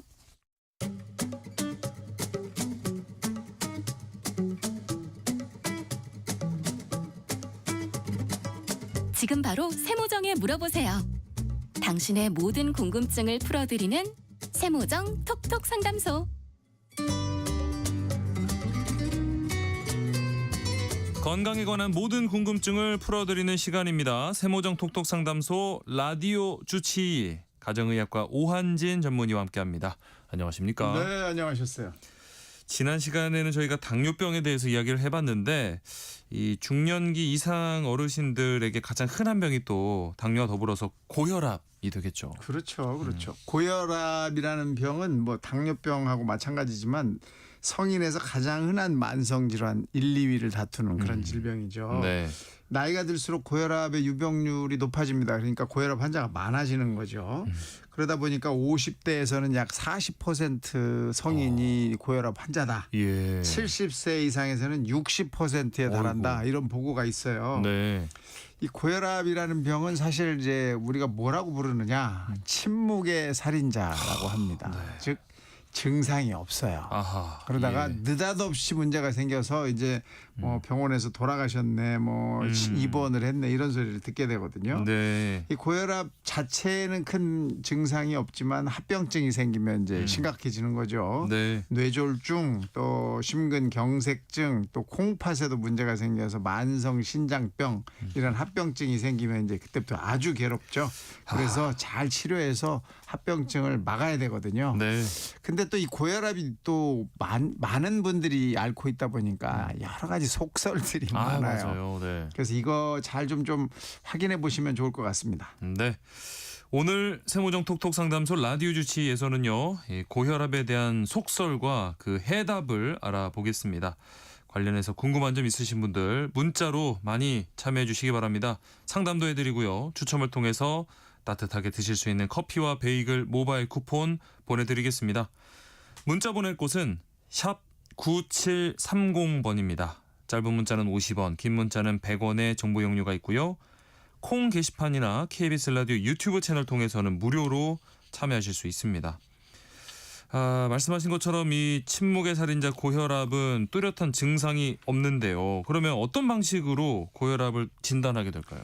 우선 혈압을 재봐야죠. 네. 혈압이라는 걸 재는 방법들은 이제 많이 아시잖아요. 예전하고는 좀 다르죠. 네. 그래서 혈압을 자꾸 재서 혈압이 올라갔는지를 확인하는 방법밖에는 없습니다. 왜냐하면 일반적으로 혈압만 높을 때 합병증이 생기지 않았을 때는 증상이 없기 때문이에요. 네. 그래서 이제 혈압을 재는 이제 그런 장소를 자주 가셔야 되는데 예. 병원에 가서는 이제 재니까 병원 알고 계시고 네. 또 가정용 혈압계 있어요. 그래서 네, 집에 네. 가지고 계신 분들 꽤 많습니다. 예. 요걸로 재셔도 되겠고 또 체육 시설 뭐 피트니스나 이런 데 가도 다 있고 그렇죠. 네. 약국에도 있고 보건소에도 이 혈압계가 다 있어요. 그러니까 이런 곳을 가셔서 적어도 1년에 한 서너 번은 측정을 좀 해보시는 게 좋고요. 예. 우리가 이제 병원이나 진료실에서 측정을 했을 때 고혈압을 진단하려면 수축기 혈압이 140, 이완기가 90 이상일 때 우리가 이제 고혈압이라고 하거든요. 네. 그런데 집에서 잴 때도 똑같냐 이렇게 이제 물어보시는 분들이 있어요. 예, 집에서 잴 때는 조금 내려서 이야기합니다. 그래서 집에서는 135에 85 요거보다 높으면 이제 고혈압이라고 우리가 이야기할 수 있어요. 예. 또 고혈압 잴 때는 일단 바로 재는 게 아니에요. 조금 안정을 하시고 재야 그렇죠, 되거든요. 그렇죠. 그래서 카페인이나 술이나 이런 음료 이런 것들을 좀 안 드신 상태에서 네. 한 5분 정도 편안하게 이제 앉아서 쉬시고 혈압을 재셔야 정확하게 나옵니다. 네, 또 뭐 혹시 빠르게 걸으셨거나 계단을 오르셨다면 잠시 쉬었다가 그럼요, 또 재시는 게 그럼요. 좋겠고요. 자, 이제 이 고혈압에 관련된 속설들 이 말이 맞는 건지 한 가지씩 좀 짚어볼 텐데요. 뒷목이 뻣뻣하고 당기면 고혈압이다 이런 말이 있는데요. 틀린 말일까요? 틀렸죠. 아하. 이게 이제 고혈압을 사실 그 무슨 연기자나 네. 뭐 이런 데서 그렇죠. 표현하기가 되게 어려워요. 왜냐하면 네. 증상이 없으니까. 네, 네. 그래서 좀 극적으로 표현하기 위해서 상대방하고 싸우다가 네. 또는 뭐 말다툼을 하다가 뒷목을 자꾸 쓰러지는 이런 그렇죠. 모습을 많이 클리셰죠. 만들어냈는데 예. 사실 그렇게 쓰러지시는 분이 없어요. 아, 그렇군요. 그건 오로지 그냥 보여드리기 위해서 만들어낸 그런 조금 약간 오버하는 액션이다 이렇게 보시면 되겠고 네. 대부분의 고혈압 95% 이상에서는 증상이 없다. 이걸 아셔야 되고 예. 그런데 간혹 예민하신 분들이 이렇게 약간 뒷목이 뻣뻣할 때 혈압이 올라가 있는 경우가 있어요. 네. 그러니까 그런 분들은 약간 연관이 될 수 있지만 거의 그렇지 않다. 대부분은. 그리고 그 뒷목이 뻣뻣하다 이런 느낌이 있으면 나 고혈압인가 봐요. 고혈압이에요. 이렇게 네. 이야기할 수 있는데 그 절대 아닙니다. 예. 절대 아니다라는 생각부터 먼저 하시고 대개는 이제 어떤 감정적인 스트레스나 또는 뭐 운동이라든지 또는 뭐 체중이 늘었다든지 뭐 긴장을 하고 있다든지 이런 것 때문에 이제 혈압이 올라가는 거니까 네. 조금 지나면서 다시 재시면 이제 떨어질 수 있다 이렇게 보시면 좋겠고 뒷목 통증이 자꾸 있다 또는 뭐 쩌릿쩌릿하다 이러면 혈압을 자꾸 재보시는 수밖에 없어요. 네. 고혈압부터 생각하지 말고 열심히 재보시는 게 좋겠습니다. 네. 자, 다음은요. 저혈압인 사람은 나중에 고혈압 걱정을 안 해도 된다 얘기가 있는데 맞는 말일까요? 뭐 맞기도 하고 틀리기도 하는데요. 저혈압이니까 이제 혈압이 올라가 봐야 정상 혈압이 될 것이다. 이런 네네네네. 생각으로 이제 뭐 그렇죠. 야, 너 저혈압 있으니까 괜찮을 거야. 이렇게 네. 이제 이야기하실 수 있는데 네. 저혈압인 사람들도 생활 습관 또 체중 운동 이런 것들이 잘 되지 않으면 혈압이 올라갑니다. 예. 특히 여성들은 이제 완경이라고 하죠. 갱년기가 되고 나면 이 혈관과 혈압에 도움을 주던 여성 호르몬이 없어지는 거기 때문에 바로 혈압이 올라가시는 경우가 있어요. 그래서 예. 저혈압이었다 하더라도 고혈압이 안 된다는 생각은 버리시고 주기적으로 혈압은 자꾸 재보셔야 될 거고 네. 나이가 들고 체중이 늘고 운동 안 하고 식습관이 나쁘면 혈압이 올라갑니다. 네, 그러니까 네. 항상 이거 잘 생각하셔야 됩니다. 자, 그리고 고혈압 하면 또 식습관 관리 잘 해야 될 텐데 짜게 먹지 않으면 고혈압에 안 걸린다. 이 말은 좀 사실일까요? 뭐 그것도 맞기도 하고 틀리기도 합니다. 왜냐하면 네. 이제 짜게 먹는 것도 고혈압의 한 원인이 돼요. 하지만 고혈압이 짜게 먹는 것만으로 무조건 온다 이건 아니에요. 예. 고혈압의 원인이 다양하고 그렇죠. 그 중에 하나가 이제 짜게 먹는 거기 때문에 네. 짜게만 안 먹으면 고혈압 안 온다. 그건 또 안 맞는 거죠. 네. 역시 뭐 유전적인 요인도 있고 비만도 있고 과음도 들어가고 또 흡연도 들어가고 예. 운동 부족, 스트레스 이런 것들이 다 고혈압의 원인이 될 수 있기 때문에 내가 짜게만 안 먹으면 나는 고혈압 안 올 거야. 이건 또 아니다라는 생각을 하셔야 합니다. 막 저염식으로 이렇게 관리하면서 다른 나쁜 거 다 하면 안 된다는 땡이죠. 거죠. 땡입니다. 네. 자, 그리고 술 좋아하시는 분들은 술 한 잔 정도는 오히려 혈압에 도움이 된다고 들었어 이러시거든요. 네. 맞는 말입니까? 그것도 틀렸습니다. 네. 사실 이제 혈압에 이 술 한 잔이 뭐 얼굴도 붉어지면서 혈액순환이 잘 돼서 몸에 좋을 거야 이렇게 생각하시는 분들이 꽤 많은데 절대 아니에요. 예. 알코올은 한 잔이 아니라 반 잔에서부터 이미 혈관에 문제를 주는 것으로 확인이 돼 있기 때문에 뭐 유전적으로 우리 집안에는 고혈압 환자가 있었다 또는 뭐 뇌졸중이나 심장병이 있었다 이런 가족력이 있는 이런 분들은 술을 일단은 멀리 하셔야 돼요. 담배도 물론이지만 술은 혈압을 올리게 하고 그래서 고혈압뿐 아니라 고혈압으로 인한 합병증에도 영향을 준다는 생각하시고 한 잔은 괜찮아 이 소리 안 하셨으면 좋겠습니다. 네. 그리고 고혈압 측정할 때 커피는 피하라 이러는데 고혈압 환자가 커피 마시면 안 좋은 건가요? 커피에 들어있는 이제 카페인 때문에 그렇게 이야기하는데요. 네네. 이 카페인이 사실은 일시적으로 혈압을 잠깐 올려줍니다. 가슴도 두근두근하게 하기도 맞아요. 하고 네. 수축기 혈압도 살짝 올라가거든요. 네네. 그래서 이제 혈압을 잴 때는 커피를 안 마시고 재야 그런 영향을 안 받죠. 네. 그런데 커피를 먹으면 그럼 계속해서 혈압이 올라가느냐? 그건 또 아니에요. 예. 그러니까 일시적으로 올릴 수 있으니까 측정할 때는 커피를 피하시는 게 좋고 커피를 내가 먹었을 때 나는 평상시에도 별 문제 없는 사람이야. 이런 분들은 네. 커피가 전혀 혈압과 관계 없습니다. 네. 커피 속에 있는 카페인도 사람마다 그걸 대사해내는 어느 정도가 달라요. 그래서 어떤 네. 분은 저녁 때까지 커피를 드셔도 예. 잠을 잘 주무시는 맞아요. 분이 있고 어떤 분은 뭐 점심 때 먹었는데도 잘 못 주무시는 분이 제가 있어요. 그래요. 제가. 그 카페인을 대사하는 속도가 서로 다르기 때문에 그건 네. 유전적인 거거든요. 그래서 나는 잘 안 된다 이런 분들은 안 드시는 게 좋고 나는 괜찮아 이런 분은 알아서 잘 드시면 됩니다. 절대로 그 대신 혈압을 잴 때는 일시적으로 혈압을 올릴 수 있기 때문에 피해 주시는 게 좋죠. 네. 이번에는요. 많은 분들이 이것도 궁금해하실 것 같아요. 고혈압과 성격과의 상관관계에 대한 속설인데 좀 흥분을 잘하고 화를 잘 내는 성격이면 고혈압에 더 잘 걸린다 이런 말이 있거든요. 실제로 어떨까요? 네, 이런 성격을 이제 A형이라고 얘기하거든요. 예. 그 A형 성격을 가졌다 이렇게 얘기해요. 네. 갑자기 화를 내고 소리를 막 지르고 욱하고 막 분노하고 이런 이제 성격을 가진 분들을 말하는데 이런 분들은 고혈압도 조금 더 생길 수도 있지만 더 문제가 뇌졸중이나 심근경색 같은 합병증이 많이 오는 거로 돼 있어요. 예. 그래서 이 성격과 심장병 뇌졸중은 연결이 돼 있다. 하지만 고혈압을 계속 유발할 것이냐? 그건 약간 퀘스천 마크다. 그리고 화를 못 내고 계속 참기만 하고 스트레스를 몸으로 다 받는 이런 분들은 그러면 혈압이 안 올라갈 것이냐? 그런 분들도 혈압이 올라가요. 그러니까요. 더 올라갈 수도 있을 것 같아요. 그래서 이게 굉장히 좀 복잡스러운 겁니다. 어떤 식으로 내가 내 감정을 표현하느냐에 따라서 조금씩 달라질 수는 있지만 화를 잘 내는 분도 화를 잘 참는 분도 둘 다 문제가 있는 성격이다.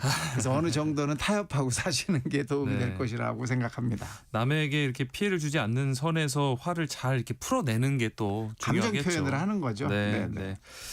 자, 그리고 고혈압 관련된 속설 가운데 또 가장 많이 듣는 게 이거 아닐까 싶은데 고혈압 약은 한 번 먹기 시작하면 평생 먹어야 한다. 이 말은 어떻습니까?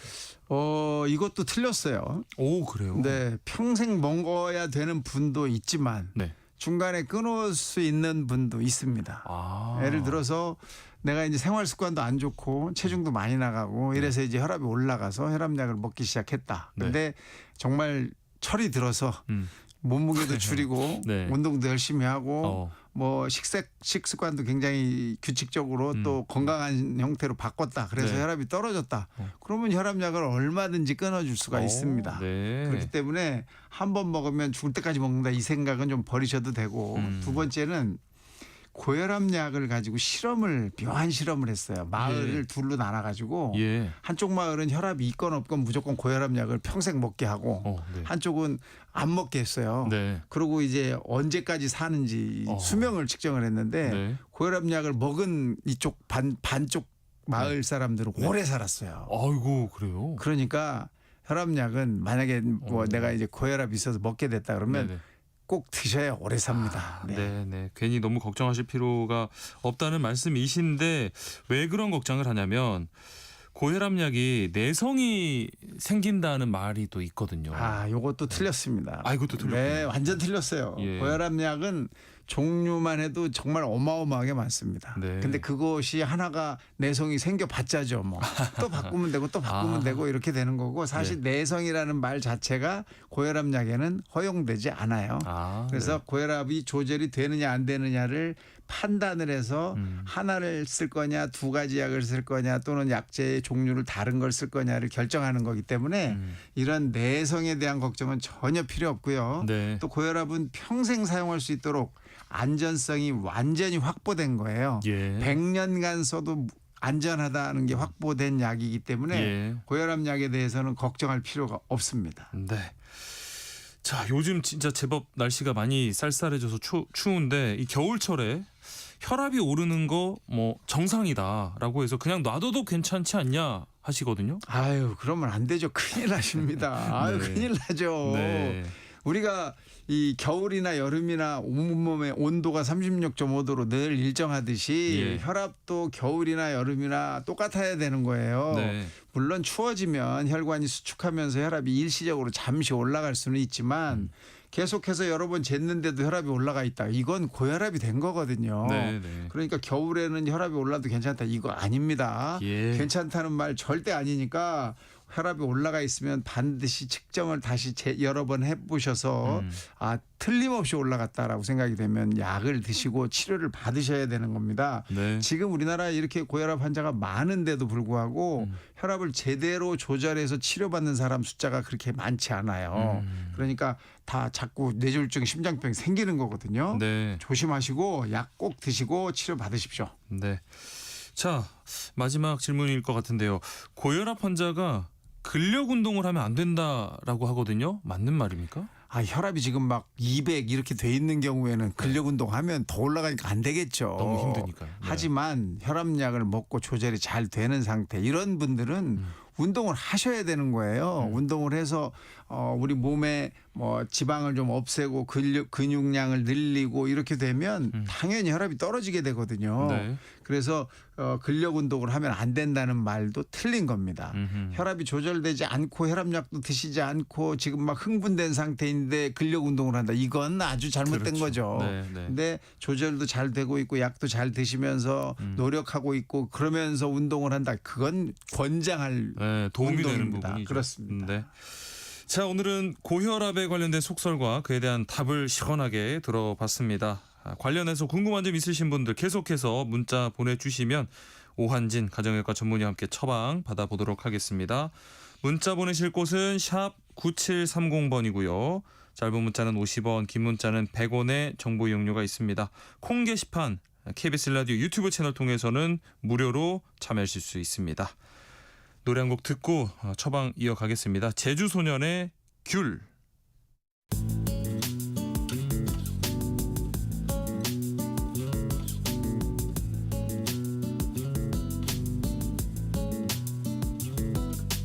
오랜만에 학교에서 후식으로 나온 귤 아니 벌써 귤이 나오다니 얼굴을 스치는 바람이 좀 찾았다 생각은 했지만 벌써 이렇게 시간이 지났을 줄이야 지난 겨울 코트 주머니에 넣어두고 먹다가 손에 냄새 배긴 귤 그 귤향기를 오랜만에 다시 맡았더니 작년 이맘때 생각이 나네 찬바람에 실려 떠나갔던 내 기억 1년이 지나 이제 생각나네 지나면 아무것도 아닌 일들로 나는 얼마나 고민했었나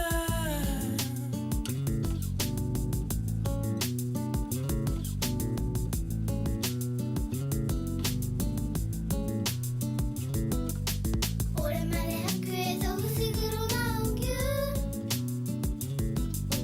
아니 벌써 귤이 나오다니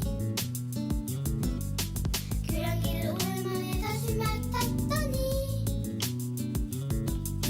작년 이맘때 생각이 나네 찬바람에 실려 떠나갔던 내 기억 1년이 지나 이제 생각나네 지나면 아무것도 아닌 일들로 나는 얼마나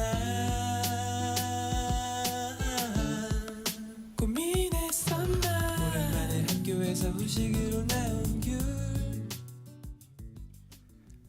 네, 제주 소년의 귤 함께 들어봤습니다. 들어온 문제들이 많아서요. 빠르게 살펴보도록 하겠습니다. 1053님, 남편이 얼마 전부터 고지혈증 약을 먹고 있는데요. 나중에 고혈압도 생길 수 있을까요? 하셨어요. 약을 안 드시면 고혈압 생기죠. 그러니까 네. 지금 이제 약을 잘 드시고 있고 고지혈증에 대한 이제 안내도 받으시고 식사 습관도 이제 배우셨을 텐데 그렇게 네. 하시면 고혈압 안 생겨요. 그러니까 네. 열심히 치료 받으시면 됩니다. 잘 드시고 또 운동도 잘 하시고요. 2819님, 고혈압은 유전이 전부다. 부모가 정상이면 나는 안 걸린다. 이런 말 있는데 사실일까요? 아우 절대 아니죠. 예. 유전력도 있습니다. 가족력도 있고 하지만 우리가 먹는 식습관, 운동 습관, 생활 습관 이런 것들과 연관이 굉장히 많고요. 예. 거기다가 체중이 증가하거나 또는 그 외에 다른 병이 있을 때 고혈압이 더 생길 수가 있기 때문에 네.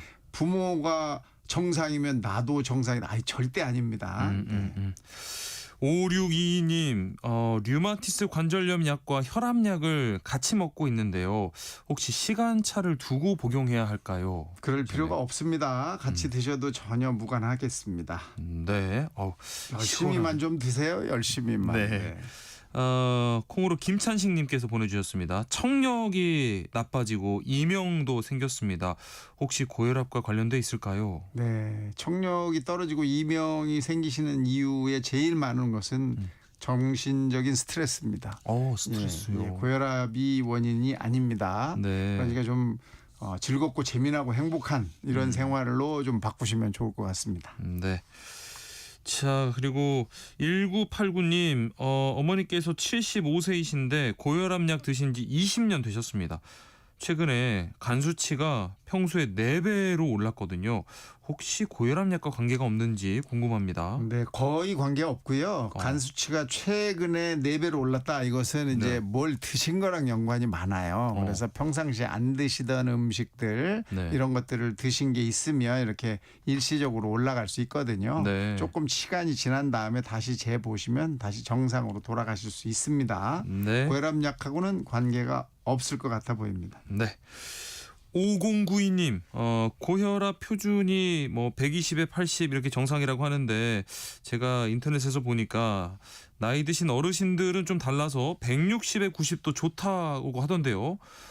진실일까요? 하셨어요? 진실이 아닙니다. 예, 연세가 드시면 혈압이 조금씩 올라가는 것을 좀 봐주는 인정하는 그런 시류가 있어요. 하지만 혈압은 올라가면 올라갈수록 합병증의 위험성이 높아지기 때문에 연세가 드셔도 그 기준에 맞춰서 약제를 드시거나 또는 생활 습관을 고치는 일을 하셔야 합니다. 네. 정상 범위는 120에 80 다시 한번 말씀드리고요. 4500님, 63세 남성분이신데 24시간 혈압계를 차고 측정을 해봤더니 낮에는 한 110 정도고요. 밤에 잘 때는 140 정도입니다.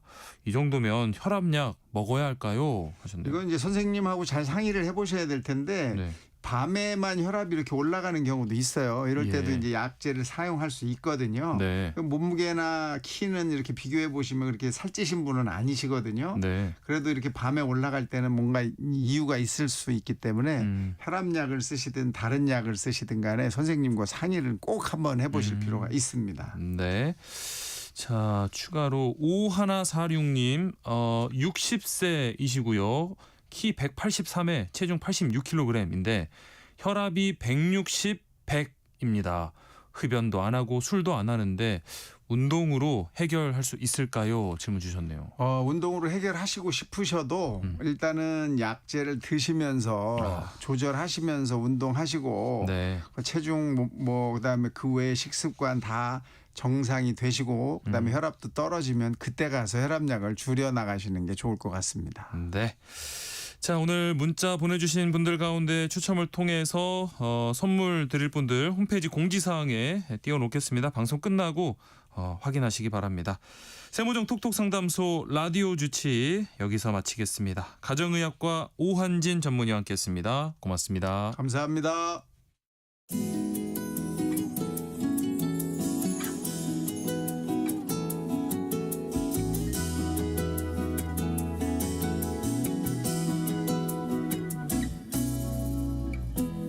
여행은 일상의 소중함을 되새기는 원동력이 되곤 하는데요. 여러분의 일상을 특별하게 만들 여행지 소개해드리겠습니다.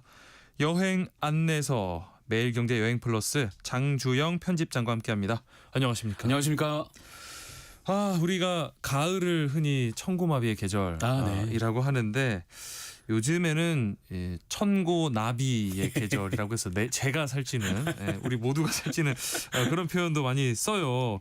그만큼 이 먹을거리가 풍성한 그런 계절이라는 의미일 텐데 오늘 이 먹거리로 유명한 곳을 또 찾아간다고요? 맞습니다. 살짝 뜨끔하면서 시작을 해보고요. 네. 이 청고나비라는 말에 정말 걸맞는 여행지로 먼저 좀 가볼 건데요. 이 충남 천안에 있는 병천 순대거리입니다. 알죠. 군침이 먼저 도는 막 이러는데 자, 우리가 흔히 서민 음식이라고 하면 메뉴를 쭉 살펴보면 짜장면, 라면, 뭐 떡볶이 뭐 이런 밀가루 중심의 분식을 좀 우선 꼽게 되는데 그렇죠. 하지만 역사를 쫙 거슬러 올라가면 국밥이 있습니다. 맞습니다. 이 사극을 보면 주막이나 장터에서 주모 국밥 한 그릇, 한 사발 막 이러시잖아요. 그렇죠. 바로 이 서민과 가장 가까운 음식이 국밥이었기 때문인데요.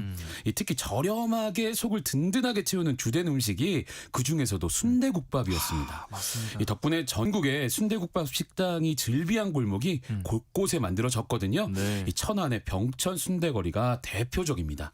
순대국밥 뭐 언제 먹어도 진짜 든든할 만큼 양도 푸짐하고 맛도 좋고 또 몸에 좋은 재료까지 듬뿍 담겨 있잖아요. 그래서 정말 국민 음식이라고 불릴 정도인데 자, 병천 순대거리 어떤 모습일까요? 이 병천이란 이름의 유래 먼저 좀 살펴보면 예전부터 이곳에 잣반내와 칠안내라는 냇물의 물길이 쫙 이어져 있었어요. 그 물길이 한데 어우러진다라는 뜻에서 아우내라고 불렀거든요. 그 아우내를 한자로 표기한 게 병천입니다. 병천, 천 이렇게 합쳐진다. 맞습니다. 그래서 왜 강원도 정선 가면 아우라지가 있고 또 경기도 양평 가면 두물머리가 있듯이 그런 유형의 지명이라고 생각하시면 됩니다. 특히나 1919년 3.1운동이 일어나면서 이 유관준 열사가 태극기 나눠주면서 대한독립 만세를 외친 바로 그곳이 아우네 장터잖아요. 그렇죠. 그 아우네가 이 아우네입니다. 자, 그래서 이 장터 입구 쪽에 아우네 독립만세운동 기념공원이 자리하고 있고요. 또 이곳 주민분들은 일제강점기 행정구역명이 병천 대신 아우네 이름을 좀 지키고 싶다. 그런 좀 말씀도 하고 계세요. 그래서 도로명은 지금 아우네 장터길 또 뭐 아우네 순대길 뭐 이렇게 사용하고는 있습니다. 다만 행정구역명이 여전히 병천이긴 합니다. 아무래도 이렇게 역사적으로 중요한 의미가 있는 이름이기 때문에 뭐 국민의 한 사람으로서 그리고 특히 뭐 저는 KBS 아나운서로서 이렇게 아우네라는 이 말을 좀 더 살렸으면 좋겠다는 생각이 들어요. 그런 의미에서 아우네 장터 좀 더 설명해 주실까요? 저도 가급적 오늘 아우네 쪽으로 한번 얘기를 풀어나갈게요. 자, 예전부터 아우네 지역은요, 이른바 사통팔달이라고 하죠. 이 교통의 요지였습니다. 그래서 조선 후기에 오일장을 개설해서 물류의 집산지로 거듭나기도 했고요. 이 가까이에는 청주와 진천 그리고 조치원과 예산 등이 있었거든요. 거기서 소를 몰고 오거나 또 특산물을 가져오거나 하셨는데 이게 점차 규모가 커지면서 인근 장터 가운데 가장 번성한 곳이 아우네 장터였다고 합니다. 지금도 끝자리가 1, 6인 날에 5일장이 열리는데요. 오늘이 21일이잖아요. 그러네요. 바로 지금 장이 열리고 있습니다. 듣고 계실까요? 이 장날이면 아우네 순대길을 중심으로 아우네 장터 1길과 아우네 장터 3길의 이 골목을 따라서 좌판이 쭉 늘어서고요.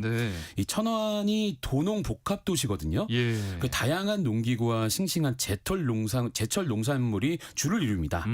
그러다가 이런 소리에 살짝 놀랍니다. 어떤 소리죠? 뻥이요. 뻥. 그렇죠. 그렇죠. 이 쌀알이 티밥이 되는 그 뻥이요라는 소리가 아주 장날의 흥을 돋우고요. 또 고소한 이 콩고물을 묻혀서 쓱쓱 썰어주는 인절미도 아주 맛있습니다. 그야말로 5일장 풍경이 아주 정겹습니다. 자, 이제 순대 맛을 좀 맛봐야겠죠. 이 병천 순대, 아우네 순대는 5일장을 배경으로 등장했습니다. 1960년대 장터 인근에 이 돈육 가공 공장이 들어섰거든요. 거기서 나오는 부산물로 순대를 만들게 된 게 게 시작인데요. 아하. 이 처음에는 장날에만 순대국밥을 팔았다고 합니다. 어허. 그러다가 입소문이 나면서 1968년에 네. 아예 자리를 잡고 간판을 걸었습니다. 오. 현재 아우네 순대길 일대에 순대국밥 전문점만 20곳이 하하. 넘게 있습니다. 네네. 여기 순대는 진짜 다른 어떤 순대랑 어떤 점이 다른지 궁금해요. 아무래도 이렇게 뭐 원조격으로 꼽히는 집도 네. 있을 것 같고 제대로 아우네 순대를 즐기기 위한 꿀팁 좀 전해주시죠. 네. 이 보통 일반적인 순대는 찰순대와 피순대로 나뉩니다. 아, 네. 우리가 주로 맛보는 순대가 찰순대인데요. 네네. 찰순대는 돼지 창자에 갖은 채소와 당면, 뭐 선지, 찹쌀 등을 넣고 삶아냅니다. 네. 이 반면에 피순대는 당면을 아예 넣지 않거나 아주 조금만 넣고 그 빈 공간에 선지를 많이 넣습니다. 아, 그렇죠. 그런 면에서 아우네 순대는 바로 피순대인 거죠. 피순대. 네. 이 또 찰순대는 주로 쪄서 나와서 식감이 좀 더 쫄깃하고 찰진 느낌이 나는데요. 네. 이 피순대는 선지가 많이 들어가다 보니까 삶거나 찌면서 피가 응고되잖아요. 네네. 그 씹는 식감이 아주 부드러운 편입니다. 아하. 여기에 더해서 이 아우네 순대의 차별점은 일단 작은 창자를 이용한다는 건데요. 아. 그래서 상대적으로 누린내가 적게 나고요. 예. 또 소금이나 밀가루로 깨끗이 씻은 이 작은 창자에 양파, 대파, 양배추 등 각종 채소와 찹쌀, 또 선지, 당면을 넣는데 아우, 네. 이 식당에 따라서 당면을 아예 없거나 적게 들어갑니다. 네. 또 맛이 찰순대보다 풍부한 느낌이고 또 씹는 맛이 더 있습니다. 예. 또 이 국물을 내는 방법 역시 식당마다 조금씩 다른데요. 네. 네. 각종 한약재를 섞어서 특별한 향과 맛을 내는 식당이 있고요. 네. 또 돼지뼈를 4번이나 끓여낸 육수가 있는데 오. 일단 이 돼지 무릎뼈를 생강, 무와 함께 끓여서 불순물이 많은 이 첫 번째 국물을 버립니다. 오.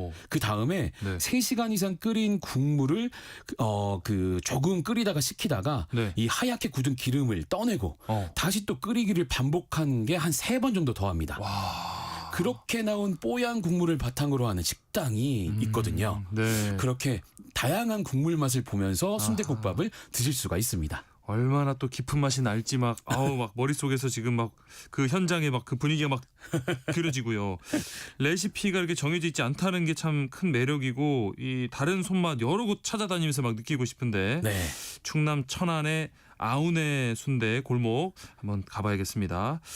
자, 다음 맛 여행은 또 어디로 떠나볼까요?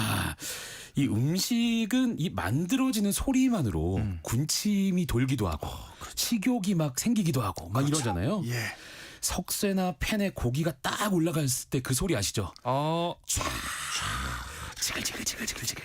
아, 이거 ASMR로 제가 조금 따라해봤는데 네.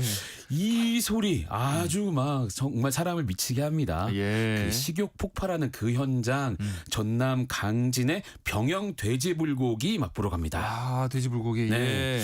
이 고기 굽는 소리는 물론이고요. 이 붉은 양념과 또 기름기 자자르한 이 빛깔마저 예사롭지가 않습니다. 예. 뭐 다이어트가 여기선 생각이 나지 않아요. 일단 막 먹게 되는 조심해야 그런 불고기입니다. 예. 전남 강진의 이 불맛 나는 돼지고기가 왜 유명해졌냐면요. 예. 이거와 관련한 일화가 하나 있습니다. 조선시대 때 전라도와 제주도의 육군을 총괄하던 곳이 전라 병영성인데요. 예. 그곳이 바로 병영면에 있습니다. 어느 날 전라 병영성에 병마절도사가 새로 부임했는데 네. 하필이면 당시 강진의 현감의 친족하였던 거죠. 그러다 보니까 직급이 낮은 현감이 병마절도사에게 부임 축하 인사를 하러 가야 했습니다. 하지만 가는 길 내내 마음이 좀 내키지가 않았죠. 예. 다행히 병마절도사가 이 현감을 집안의 우던으로 이렇게 극진하게 모시면서 조금 분위기가 바뀌었는데요. 네. 특히 그날 상에 양념이 잘 된 돼지고기를 올렸습니다. 아하. 그 이후에 이 강진 병영 일대에서는 귀한 손님이 오면 돼지불고기를 만들어서 냈다고 합니다. 야, 뭐 나이는 어리지만 좀 현명한 병마절도사인 것 같네요. 어른 네. 대접을 아주 제대로 했어요. 그 덕에 이렇게 중요한 맞습니다. 요리까지 생겨났다니까 더 의미 있는데. 네. 이 사실 그 돼지불고기 일화가 생기기 전부터 아마도 이 강진에서는 이 고기가 좀 유명했을 것 같긴 해요. 네네. 이 전라 병영성이란 있는 지역이 큰 관청이고요. 네. 또 이 주변에 상업시설도 붐볐을 테고 또 강진이 해상교통과 육상교통이 만나는 곳이기도 하고요. 네. 또 유통이 발달하다 보면 사람 모이는 거나 또 음식 맛과 뭐 이런 분위기가 당연히 올라갔을 것으로 생각이 됩니다. 네네. 뭐 예나 지금이나 이 강진 병영 돼지불고기는 변함없이 맛깔나는데요. 병영성로 일대는 돼지불고기 특화 음식거리로 지정을 받아서 운영 중인데 네. 몇몇 식당이 방송을 타면서 이제는 아예 거리에 걸맞는 풍경을 이루고 있습니다. 예. 이 도로를 따라서 맛집이 늘어서 있지는 않아요. 대신에 이 불고기 식당이 압도적으로 많습니다. 아, 그렇군요. 또 버스 정류장부터 이 병영 돼지불고기 거리까지 이 알리는 조형물이나 안내판, 쉼터 등이 이 동네를 장식을 하고 있거든요. 예. 또 앙증맞고 귀여운 돼지 형제 그림이 또 그려져 있어서 네. 포토존으로 인기입니다. 아. 식사 전후에 동네 산책하기에도 아주 좋은 그런 그림입니다. 이곳 가시면은 이 귀여운 돼지 형제 그림하고 사진 한 방 또 네. 찍으셔야겠고, 뭐 아이들이나 가족과 함께 가면 더 좋을 것 같다는 생각이 들고요. 무엇보다도 이 맛이 너무 궁금한데요. 네. 어서 맛을 한번 설명해 보겠습니다. 예. 자, 일단 이 병영 돼지불고기 상차림이 한정식에 가깝습니다. 네. 이 호남 특유의 넉넉한 임신과 이 맛에 대한 자부심이 아주 저절로 느껴지는 반찬이 정말 한가득 나오는데요. 네. 이 호남인들이 애정하는 홍어와 편육을 중심으로 해서 구운 생선과 젓갈, 묵은지, 그리고 제철 채소로 만든 기본 반찬, 여기에 시원한 우거지 된장국까지 거의 뭐 한 10가지가 넘게 반찬이 예. 나옵니다. 네. 사실 뭐 반찬만으로 한 그릇 뚝딱도 가능한 그 정도가 되겠고요. 그러겠네요. 이 돼지불고기는 고추장 양념을 한 고기를 석쇠에 올리는데요. 네. 이때 불이 굉장히 중요해요. 네. 그래서 강진 돼지불고기는 연탄불로 굽거든요. 그래야 불향이 적절하게 배서 고기가 맛있기 때문인데요. 그래서 강진 병영 돼지불고기를 강진 병영 연탄 불고기라고도 부릅니다. 네. 이 불로 구울 때 아주 고급 기술이 들어갑니다. 예. 고추장 양념을 겉에 바르다 보니까 이 불이 조금만 세도 바로 그 검게 겉면이 타버리거든요. 맞아요. 네. 그래서 겉이 타지 않고 속까지 익게 하려면 이 화력과 또 석쇠의 높이, 또 고기의 밀집도 뭐 이런 것들이 중요하거든요. 네. 한마디로 굽는 기술이 필요한데 때문에 이 주방장이 초벌구이를 해서 손님상에 내놓습니다. 예. 그렇게 초벌구이 돼지고기가 상 불판에 딱 올려지면 이제부터는 본격적으로 자신의 기호에 맞게 구워 드시면 됩니다. 네. 여기서 또 한 가지 다른 점이 강진에서는 아주 두툼한 이 대파랑 양파를 아주 풍성하게 고기 위에 올려주세요. 너무 좋아요. 예, 그래서 이 부드럽게 또는 바싹 구워서 대파나 양파와 함께 한 입 드시면 이 맛 때문이라도 강진에 꼭 다시 와야겠다 그런 생각이 드실 겁니다. 네. 이 돼지불고기는 집집마다 이 앞다리살과 삼겹살 등 이 고기 배합이나 비율 또 양념장이 좀 다르게 들어가거든요. 네. 대신에 한정식처럼 푸짐한 상차림은 모두 같습니다. 예, 다르면 다른 대로 또 푸짐한 상차림은 상차림대로 아주 즐기기 좋은 한상입니다. 얼마 전에 뭐 특별한 행사도 열렸다면서요. 이 강진의 대표 행사로 요새 거듭나고 있는데 붉은 불파라고. 붉은 불파. 네, 불타는 금요일 불고기 파티의 줄임말입니다. 붉은 불파. 네. 네. 그래서 지난 4월에 시작해서 11월 7일까지 매주 금요일마다 열렸거든요. 네. 뭐 다양한 체험이나 공연, 뭐 돼지불고기 시식까지 뭐 여러 가지를 즐길 수가 있고 물론 지글지글 끓는 그 돼지불고기는 어느 곳에서나 맛보실 수 있는 그런 행사였습니다. 네. 돼지불고기 맛보고 나서 주변에 좀 함께 둘러볼 만한 곳 있을까요? 뭐 전라병영성 제가 소개해드렸던 그것도 한번 가보면 좋을 것 같고 여기가 성곽이 높이가 한 3.5m 또 길이가 한 1060m 정도 되거든요. 대체로 그 형태가 잘 남아 있어서 이 과거의 규모를 충분히 짐작하면서 관람하실 수가 있습니다. 동서남북에 4개의 성문과 문루가 있는데 이거는 복원한 시설입니다. 예. 자연경관 좀 좋은 곳도 마지막으로 한 곳 짚어주실까요? 여기가 또 강진만 생태공원이 아주 예쁘거든요. 탐진강과 강진만이 만나는 지역의 조성한 생태공원인데 뭐 천연기념물인 큰 고니, 노랑부리 저새 등이 있는 이 철새 집단이 아주 서식하고 있습니다. 또 생태 탐방로가 아주 잘 조성돼 있어요. 그래서 한번 걸어보시는 것도 좋겠습니다. 네. 오늘은 이 풍성한 가을 맛따라 또 다른 여행지 충남 천안 병천 순대거리, 아우네 거리, 전남 광진 돼지불고기 거리 다녀왔습니다. 매일경제 여행플러스 장주영 편집장과 함께했습니다. 고맙습니다. 고맙습니다. KBS 라디오 세상의 모든 정보 오늘 순서 여기서 마무리하겠습니다. 모바일 쿠폰 당첨자 홈페이지 공지사항에서 확인하시고요. 저는 다음 주에 다시 찾아뵙겠습니다. 행복한 오후, 행복한 주말 보내세요. 아나운서 임지웅이었습니다.